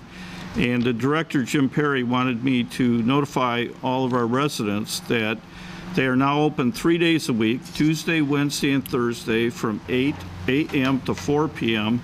No appointments are necessary, and they'll take care of your particular needs. In addition, there's also a supportive housing and homeless services specialist, a Shailene Gibson from the Wayne Metropolitan Community Action Agency, and they're available on Wednesdays from 9 to 3 p.m. to provide further support to our veterans. In addition, I want to indicate that we had an unfortunate fire at 4663 South Gully on Thursday evening, and our firefighters responded in just a very professional, impressive way. Unfortunately, the building could not be saved. I will tell you, I was extremely impressed by the Inkster ladder truck, and one day, hopefully, we might have that ladder truck, or one like it. Eric, thank you. Clerk? Clerk Persevitz, I'm sorry. Hopefully, those of you that are on the absentee application permanent list have received your absentee applications. They look like this. Please take care when you fill them out. They are for both elections. You have the opportunity to check both elections, the primary only or the general only. Please sign it, and please put a reason. If any of those things are missing, we will have to send it back. So please take care to look at it and fill in all the blanks. If you expected one, didn't get one, give us a call. We'll send you out another one.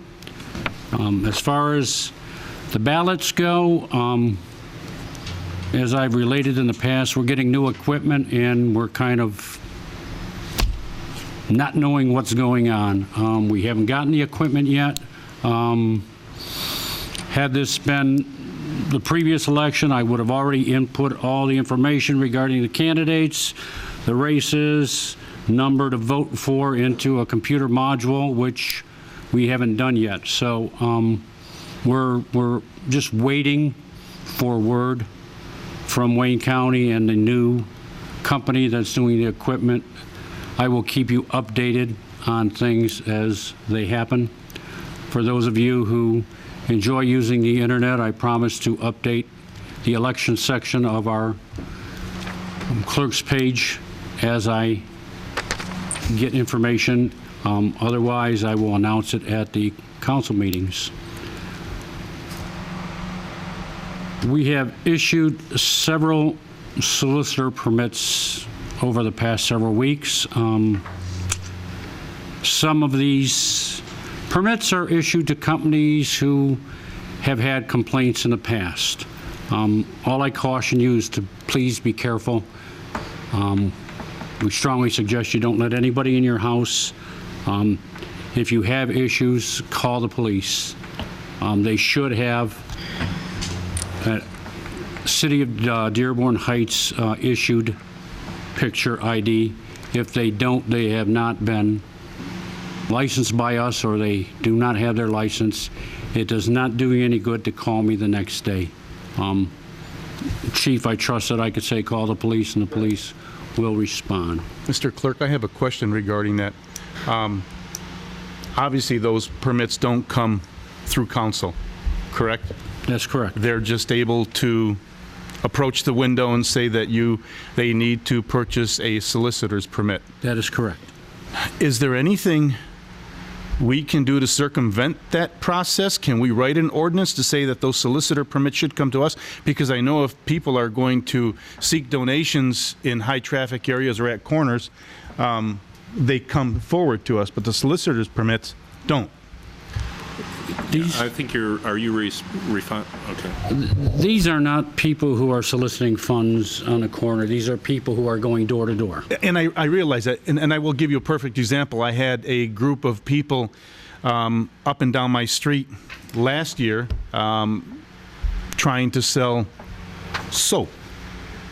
And the elderly lady tried to close her door, and the young man put his foot in the door, preventing her from closing it. And he was insistent on talking to her. Luckily, she lived next door to me, and I walked up to ask what was going on, and I see his foot in the door, and I said, "Can I help you?" And he says, "Well, she wants to buy some soap." I said, "No, it looks like she's trying to close the door." I said, "Do you have a permit to be here?" And he wanted to know who I was, and that wasn't important. I wanted to know if he had a permit to be here, because I know that we had not issued council permission for these people to solicit up and down the street. So he's in an old dark brown van with about 5 people in the van, and they're going door to door trying to hustle people. So is there any way we can circumvent the system or change it so that those permits get approved by council before we issue them? We could change the ordinance. Can we change the ordinance? I guess you could, but the volume would strike me as being very considerable and probably The volume of people coming. If That's I'm- fine, though. And there are different types. They're talking about vendors, which are sometimes solicitors, and sometimes there are people who are soliciting in the sense that they are coming door to door with regard to things that are political or clean water action or things along those lines that we really are not in a position where we can do anything about them. Okay. Because they're We can make First Amendment issues. we could make them item specific. So what are your intentions? Our intentions are to sell Hoover vacuum cleaners. Let that come before Well, council. in those situations, we could, but I don't know if that would be that workable. I don't know the volume that the clerk's office deals with. If I could share with that, I think, Counselor, we discussed last year about a particular group of people, and your reply to me was that we don't have the liberty to say you can't come into the city and do this. They have the right I to remember come that, in and we as asked them- long as they fulfill the requirements which we have to be a solicitor to go door to door. So we cannot pick and choose and say, we kind of like your product, but we don't like what you're doing. Well, Is that that's true. fair We have- assessment of? We have to have specific standards with regard to that. And I think we have the standards right now that unless we end up receiving some sort of clear complaint or there's some criminal activity, we can't necessarily end up curtailing things. And if we bring them back here, that would be potentially, I think you would get a lot more issues than that can be Yeah, handled. you know, it was like that group that came to us last year, and what we did is we tested the system. We said, deny them and let them take us to court. Well, they didn't get the permits to do what they wanted to do, and we never seen any court actions. We didn't actually deny them. We gave them an opportunity to come back and explain things. They never showed up. They and never therefore showed up. There was no action that was taken by the city in that situation. I think which I think there were a number of very valid issues raised by this body that could have very well given a basis to deny, including the fact that they had violated our ordinance the prior year, including by blocking off a lane of traffic, which they had absolutely no authorization to do under the law.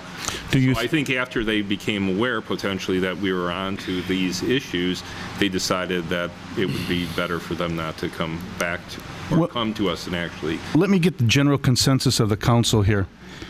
Does the council feel that there should be a mechanism in place that allows us to filter what we think is a safety issue or a concern for our residents? Well, I think it's more isolated, honestly. And there are different classes, so there's people going door for religious or political, then there's salespeople, vendors. And you're absolutely right. There are, I'll give you another example. There are trust mills that will, somebody come up, knock on your door, say, look, we'll give you a trust for $500, everything, but they get you to put all your investments, a senior, somebody, all your investments with their one company. And so we can bone up our ordinance. See, we've given them permission to solicit those people by the mere fact that they can go to the clerk's office and ask for a solicitor's license. So we can change the ordinance, we can change and update our ordinance to protect the public and things like that. Do you feel that we can work on something like that, Mr. Clerk? That would be a legal question, I believe, that the council would have to address as to. You make a proposal and then we can deal with its legalities after? Well, as I stated, Councilman, last year we had a particular organization that was coming in, and I gathered a lot of material, if you remember, Councilor, complaints filed in several other states, and brought to the councilor my concerns about. Energy company, if I recall correctly. Yeah, I didn't want to name, but I did not say the full name. Yeah. Let's just put it that way. And I explored the possibility with the councilor at the time of not issuing those permits because of my concerns, and the answer was, as I stated earlier, is that we can't actually pick and choose as to just because we don't like a company or unless they do something very, very wrong. We can revoke an individual license of a person who we have a complaint that enters a house illegally. But as far as why does it have to be like? And I'm not criticizing you for your choice of words, but why does it have to be like? Why can it not be? This particular entity has a state license, and that's one of the things that makes it difficult for us to basically be able to be involved, because to a certain degree we can be preempted. So unless we have some individual actions that have ended up being taken, as the city clerk was saying, it's very difficult for us to justify, no, you cannot end up doing what you're already licensed to do by the state of Michigan. Yeah, well, I mean, I think that's another issue, because I do know that there are those solicitors that don't have state of Michigan license that come directly to the city in an attempt to solicit. And if they do, then they should be prosecuted for violating our ordinance. Yeah, so we have vendors and salespeople that we can, like I say, bone up our ordinance. Any type of political speech, religious speech, that's a different thing. But nobody should be subject, especially a senior, to. I'll give you another example. There was a group that they were on the news. The lady lives over in southwest Dearborn Heights, has this family that she has, and she sends them out every day selling these boxes of candy. Yes. And been a lot of discussion about that. So we'll look at that. We're also going to next meeting talk about updating our list of the liquor license and so forth. We've got pending items, liquor licenses, Warren Valley, and marijuana ordinance the next Tuesday on our study session. Mr. Chair, one additional question to the clerk. When you issue these permits, like say Comcast comes through and is going door to door to sell, did each individual person have to have a city ID or just their manager? Each individual person must pay the fee, and we issue them. Okay, because I've had people come up and said, oh, my boss around the corner has it. You're right. And I tell them, hey, you got to go away. And I've offered this before, and I will offer it again. We maintain a list. I have a spreadsheet of all that I have issued, when they expire, with the names and what organizations they are from. If they're from Comcast, I have their name. If they're from an energy company, we have their name. We have another company that sells the candy. They've been in the city for many, many years. Citizens for Today or something, and so that can be provided to the police should they choose. It could be provided to anybody to. Thank you. Yeah, I'd like to review an ordinance that will. Mr. Chairman, I have a question for Gary. Go ahead. What's happening with food trucks? I think that was something that also Mark had forwarded. I know, but I thought he was going to bring something to us a while back. I thought that he had forwarded Well, you're the boss. Get on his tail. It's done. I don't want to put Bob under the thing. I know. Jimmy, she's just having her way with you today, isn't she? Well, there's more to it. I'm not going to, I don't need to say much more.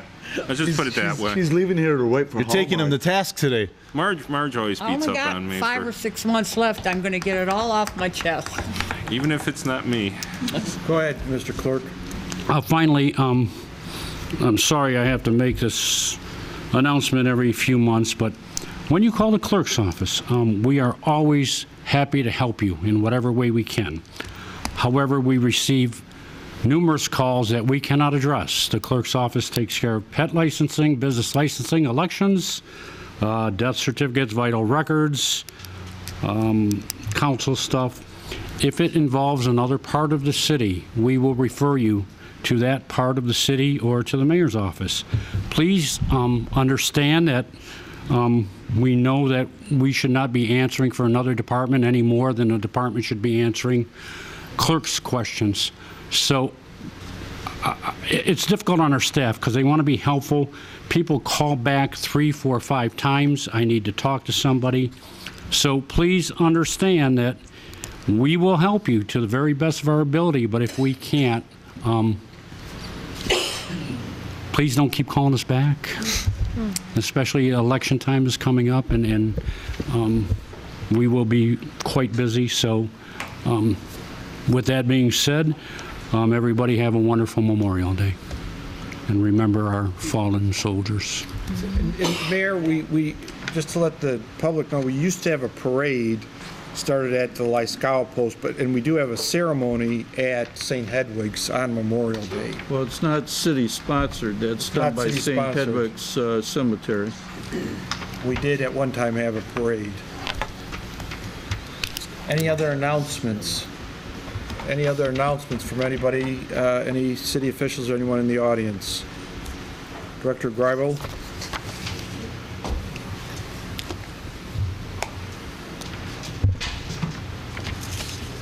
Well, we have the 31st Annual Dearborn Heights Spirit Festival coming up next month, and I'm not here to promo the event and talk any great detail about it. I'm just here to promo the flyer that we have, which has all the information.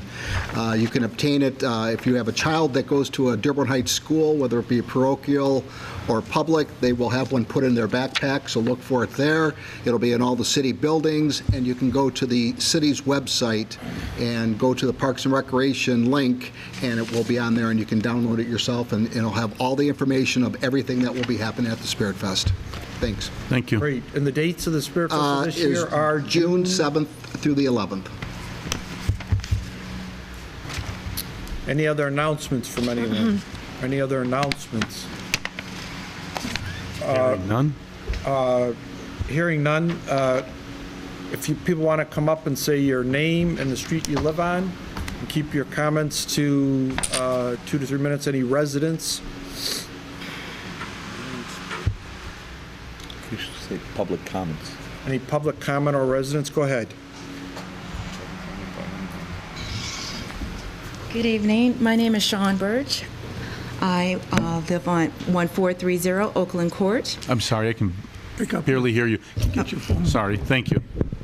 My name is Sean Birch. I live at 1430 Oakland Court. I am here because on May 13th, one of my neighbors had a party on our small court, and there were numerous guests, including several cars, people, horses, and a very large trailer that blocked both sides of the court, the island, and it made it very difficult for the residents and people driving through. Say horses? Horses, yes. Horses were on the block. Actually, directly in front of my home, blocking my entry into my driveway, the entire area. So the block, Oakland Court, is a cul-de-sac, has a cul-de-sac.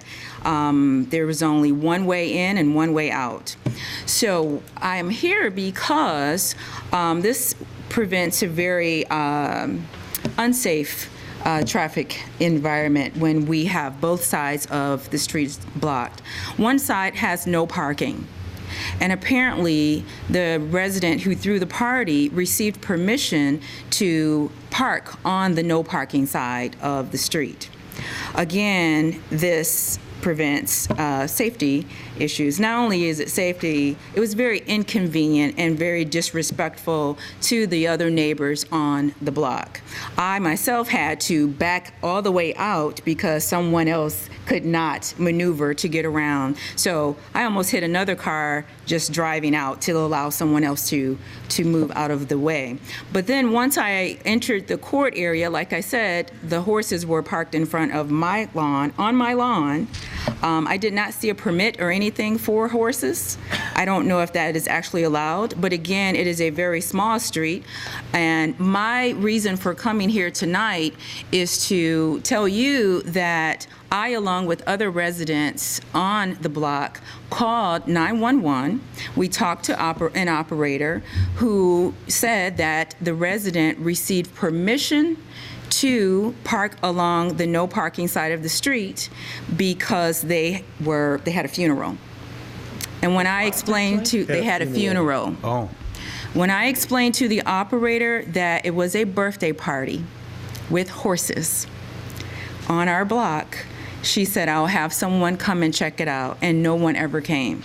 I, along with 2 other of my neighbors, I know for a fact, called, and again, no one came out. So my question, council, tonight is, why do we have horses in our neighborhood, in a very small neighborhood, one? And then why are we allowing our folks to park on no parking zones? That is unacceptable. If we have signs that say there's no parking, then why aren't we enforcing that? And so I'm here to ask you to make sure that when we call our officers, that they do indeed come out and respect that we're calling them and we are residents of the city of Dearborn Heights, and they make sure that they take care of the problems that we ask them to. Chief, May 13th, is that any idea what was going on, or was there any? Do I need to stay here? Yeah, the day in question, council, gentleman that lives at 1410 Oakland Court, Mr. Garrison, made contact with our traffic bureau stating he was having a gathering, asked permission if he could cover the signs for parking. Our traffic bureau allowed him to post black plastic bags covering the no parking signs on Oakland Court. He was also responsible for removing the bags when he was done. This relaxed parking covered only the straight roadway, not the cul-de-sac. If there was parking in the cul-de-sac, that was a violation, not what we asked the gentleman to do. There was supposed to be no parking around the island, and if there was any issues, we had a point of contact, we had his phone number, we had everything. Our traffic bureaus, officers met with the gentleman. You know, we get a lot of requests. We've had requests from council people when there's a graduation party, this and that. We try to accommodate, we try to work with our residents. There was 2 phone calls placed to dispatch. Again, everything's recorded. First call come in about 14:05, which was 2:05. We had a large accident and there was no cars available. Naturally, accident priority run's going to take prevail. The dispatcher made a note at 2:45 that still there was no cars available. So yes, the cars did not get out there at that time. We received another call at about 5:53, I think it was. And the complaint was the vehicles were parked in the fire lane. Again, you know, we didn't go out. The dispatcher saw the note. Yes, looking behind, we probably should have sent a car just to see what the exact issue. I was not aware there was nothing in the run about horses. Mr. Muscat called me the following morning. I explained to him. I read the memo that goes to the officers, goes to dispatch. We had them cover the signs. Like I told him, I was not aware of the horses. Our people come to the council meeting. They could have sent me an email. They don't need to wait 2 weeks to get an answer. I could explain to them. I've dealt with that area before. I get a lot of parking complaints on trash day. I went up and down Oakland Orchard today. There was no cars parked up there. We've done a good job. People are parking up on the city strip to keep the cars out of on the grass, to keep the cars off the street. So we try to work with that area. So that's the reason. The 2 calls that come in, one was delayed because of an accident, and the second one, in fact, I thought the captain that looked it up said after a short while the call was disconnected, the person, you know, hung up. So that's the reason. In hindsight, yes, maybe we should have sent a car out to see if there was parking outside of this area that we gave them permission to. So in the future, we'll make a note. Next year when that gentleman calls, we'll limit it and tell them, no, we've had too many problems and we won't allow it. As easy as that. So then when other residents called too, we try to work with everyone. So it's one day. Sure, we told them from 2 o'clock to 8 o'clock is when we gave them the restricted parking. If activities went after 8 o'clock, they were in violation. And, you know, I don't know what time the parties ended or what time they cleared up. Usually if there's a large trailer, they know that they're supposed to move the trailer. The people that are in that area, when we have block parties or whatever, they have a right to come into the area and leave the area. So the people that are having the block party or the gathering have to move the signs, the trailers, whatever. So, you know, we try to keep it so that everyone can come home, the people that are not participating but live there, they can come to their home freely. So if there were some issues, I can talk to you after, but that's the gist of it from our side. Well, thank you for that. I do respectfully ask that if we have no parking signs, that we please honor that. So I've lived there for almost 14 years, and we've had block parties where we have parked away from the street as to not inconvenience the rest of the neighbors who were not participating. I myself have had birthday parties at my house, and other neighbors also, but we also talk to one another so that we're not inconveniencing others. So I just respectfully ask that if we have a no parking zone, if I park in a no parking zone somewhere, handicap, whatever, I'm going to get a ticket. Right. And I would appreciate that when I drive down the street that I live on, I want to be able to get to my home. And you That's have a all I right to ask. get to your home. And again, we're coming up on spring here with graduation season. We'll get a lot of requests like this, and we try to accommodate it. It's a 1 day, a 6-hour, 8-hour period. So, it'd make it easier for us if we say no, no, no to everybody, but we try to accommodate. We'll keep your comment. I appreciate it, and just please keep in mind, it is a small cul-de-sac. Thank you. Mr. Chair? Thank you. Mr. Chair? Councilman Muskie. Having a horse, if I came home and found a horse on my front lawn, I don't know what I'd do, to be honest with you. I don't care if I got a nice lawn or a lousy lawn. Having a horse on your lawn isn't something that you're used to coming home to, one. But do we or do we not have an ordinance or a law that when someone wants to hold a party and bring farm animals in, that they have to get a special permit to bring those farm animals in? I mean, I remember when I put a swimming pool up in my backyard, and everybody in the neighborhood got a letter saying Ray Muscat's put a swimming pool up in his backyard.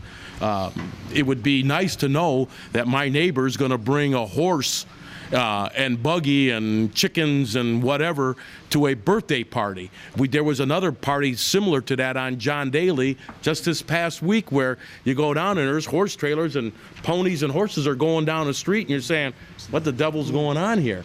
You would think that the neighbors should be notified that that's happening before it happens. Well, I think we were talking about two different things. We do have ordinances against farm animals. Correct, but having a party with animals, it would be nice that I would know that my next door neighbor is going to bring a bunch of horses in, so I don't get surprised to find a horse or a chicken in my front yard.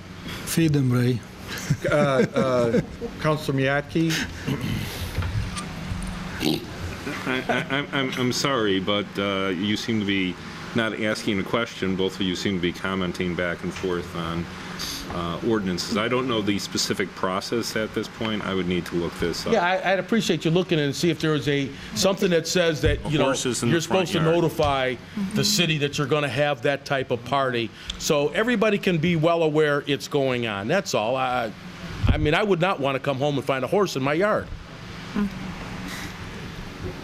Okay, process. You finished, Ray? Yes, I'm finished, Mr. Abdelhak. I don't want to tell you what your wife said. She needs to be quiet, I believe. No, she said you're going to be in the garage tonight. I'm sleeping in your garage then. You're welcome in my bed. Please state your name. Anyway, your Zuhair street you live on. Abdelhak, 354 Rosemary. I want to take this occasion to congratulate our Muslim community in the Dearborn and Dearborn Heights and around the world, because the month of Ramadan is coming. It's the month of forgiveness and charity and giving. It will start on the night of Friday and it will go for 30 days. And I hope everybody invite at least a neighbor next to his house, share food with them and share, the pleasure of that month together. Because I believe we are one city and we should know each other, we should learn about each other, and we should basically enjoy this month as much as we can. Said that, I just want to say thank you to Mr. Burry for making it clear that he has no intention basically to take seat next year, and he is going to finish his term. I was little upset because I was one of your biggest supporters when you ran. You and I had sometimes agreement about lots of things, sometimes disagreements. But I always was open-minded to accept the new ideas, to accept what you have to say to me. I really support your decision, whatever it is. Like I supported you when you said you want to run for mayor. And I supported you when you decided you don't want to run for mayor. And I support tonight your decision that you retracted your resignation. And I thank you that you want to finish your term. Absolutely. But on the other hand, as a taxpayer in the city, I want to know that you're going to make the right decision on my behalf in this city when you are sitting up there. Because It's okay. it's not personal. Your attention or your I comments know. to the chair. Him and I are friends for a long time. There is no hard feeling. You're welcome to talk about that after the meeting is done, but Okay. So he wants to make it a public issue. Go ahead, finish. It's not a public issue. I just want to say. So you're worried about whether or not I am going to maintain my integrity and do the correct thing for the residents? No. I'm just want to make sure that you're going to finish this term until the end of the year. And I don't want to hear a few days or a few weeks down the road that you decide not to continue. You don't want to hear a few days down the road. Okay, that's all I want. Is that what you want? Yes. I want you to finish your term. And what did I say in my statement? Were you listening? I heard what you said. Thank you. And I want to confirm that you're going to do well, that. because you're confirming it, do you think that is now going to be something that the public now believes because you're confirming it? No, I'm not trying to let the people hear What you're it. trying to do, what you're trying to do is embarrass me. And I will tell you this. I don't get embarrassed easy. I operate from my heart and from my conscience and my integrity. And what I told these people on this camera tonight is what I stand by. You don't need to validate what I'm saying to anybody. I'm not I appreciate validating. your concern. As far as you're concerned, believe me, if it has something to do with the city, I will act in the best interest of this city. But because you get up there, and pontificate yourself and want to show people that you are validating what I said, shame on you. Don't try to embarrass me. I don't embarrass well. I'm not going to respond to you Thank you. because that's not my intention. And I don't want to get into debate with you. Thank you. Can't. Okay?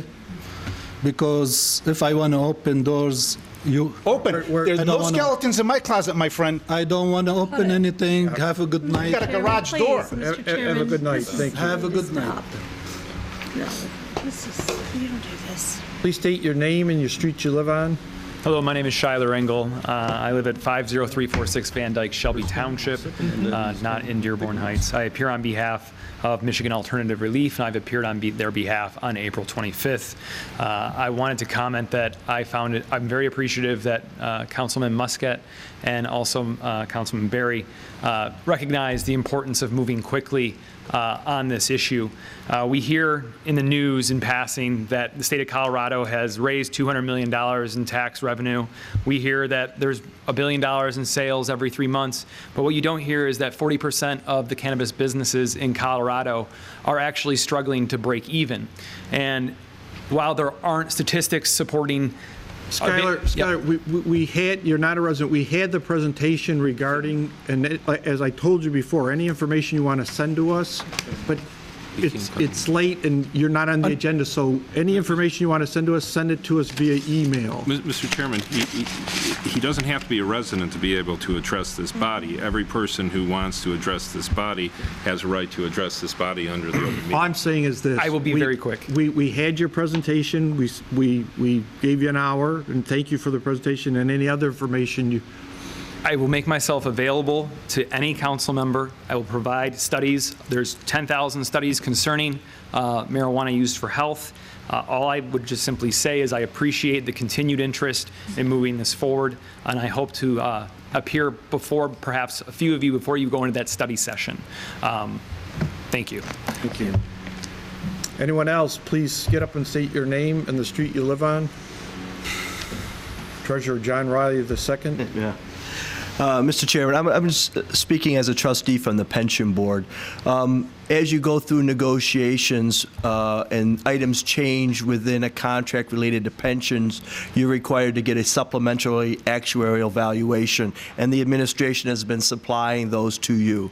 I think the council should consider putting those onto their agenda and receive noting and filing them, because they're required by law, and then there would be in your minutes that you've actually received those, and that if somebody 2 or 3 years down the road wanted to know, oh, was this rule properly followed, well, it would be in your minutes, because then what happens after you guys approve your contracts, they come before the pension board, we receive the supplementary actuarial valuation, then we receive the contract and we implement the contract. I just think it would be prudent upon this board to put those onto their agenda and receive, note, and file them so that it's in your minutes. And then also in the future, if you ever get those and you do not understand them, they're prepared by the actuary. You could always have the actuary come in and explain those to you. Okay? Thank you. Thank you. We can do that. That's a good suggestion. Anything else, Chief? If I'm the last speaker, I'd just like to make a quick comment in regards to the men and women in our police department. A few weeks ago, we had a gentleman up here that was had some issues with Parkland Park, destruction of property. Shortly after that, one of the neighbors called. We responded. We arrested a subject for damaging one of the outhouses there, restrooms. In his statement, he implicated his friend, so good thing that come out of that is we ended up charging 2 young men from the city for damaging the equipment, and we issued a warrant, against them. So I just wanted to bring that up, that gentleman come out here, and within a few days, we arrested the individual, so. I was an active member of the Watershed Stewards Commission, and he's a good guy. Thank you. So we do good work. We get beat up a lot, but we do good work. Good job, Chief. Good job, Chief. The motion to adjourn. Motion to adjourn. Motion to adjourn. Support. All those in favor say good evening, everyone.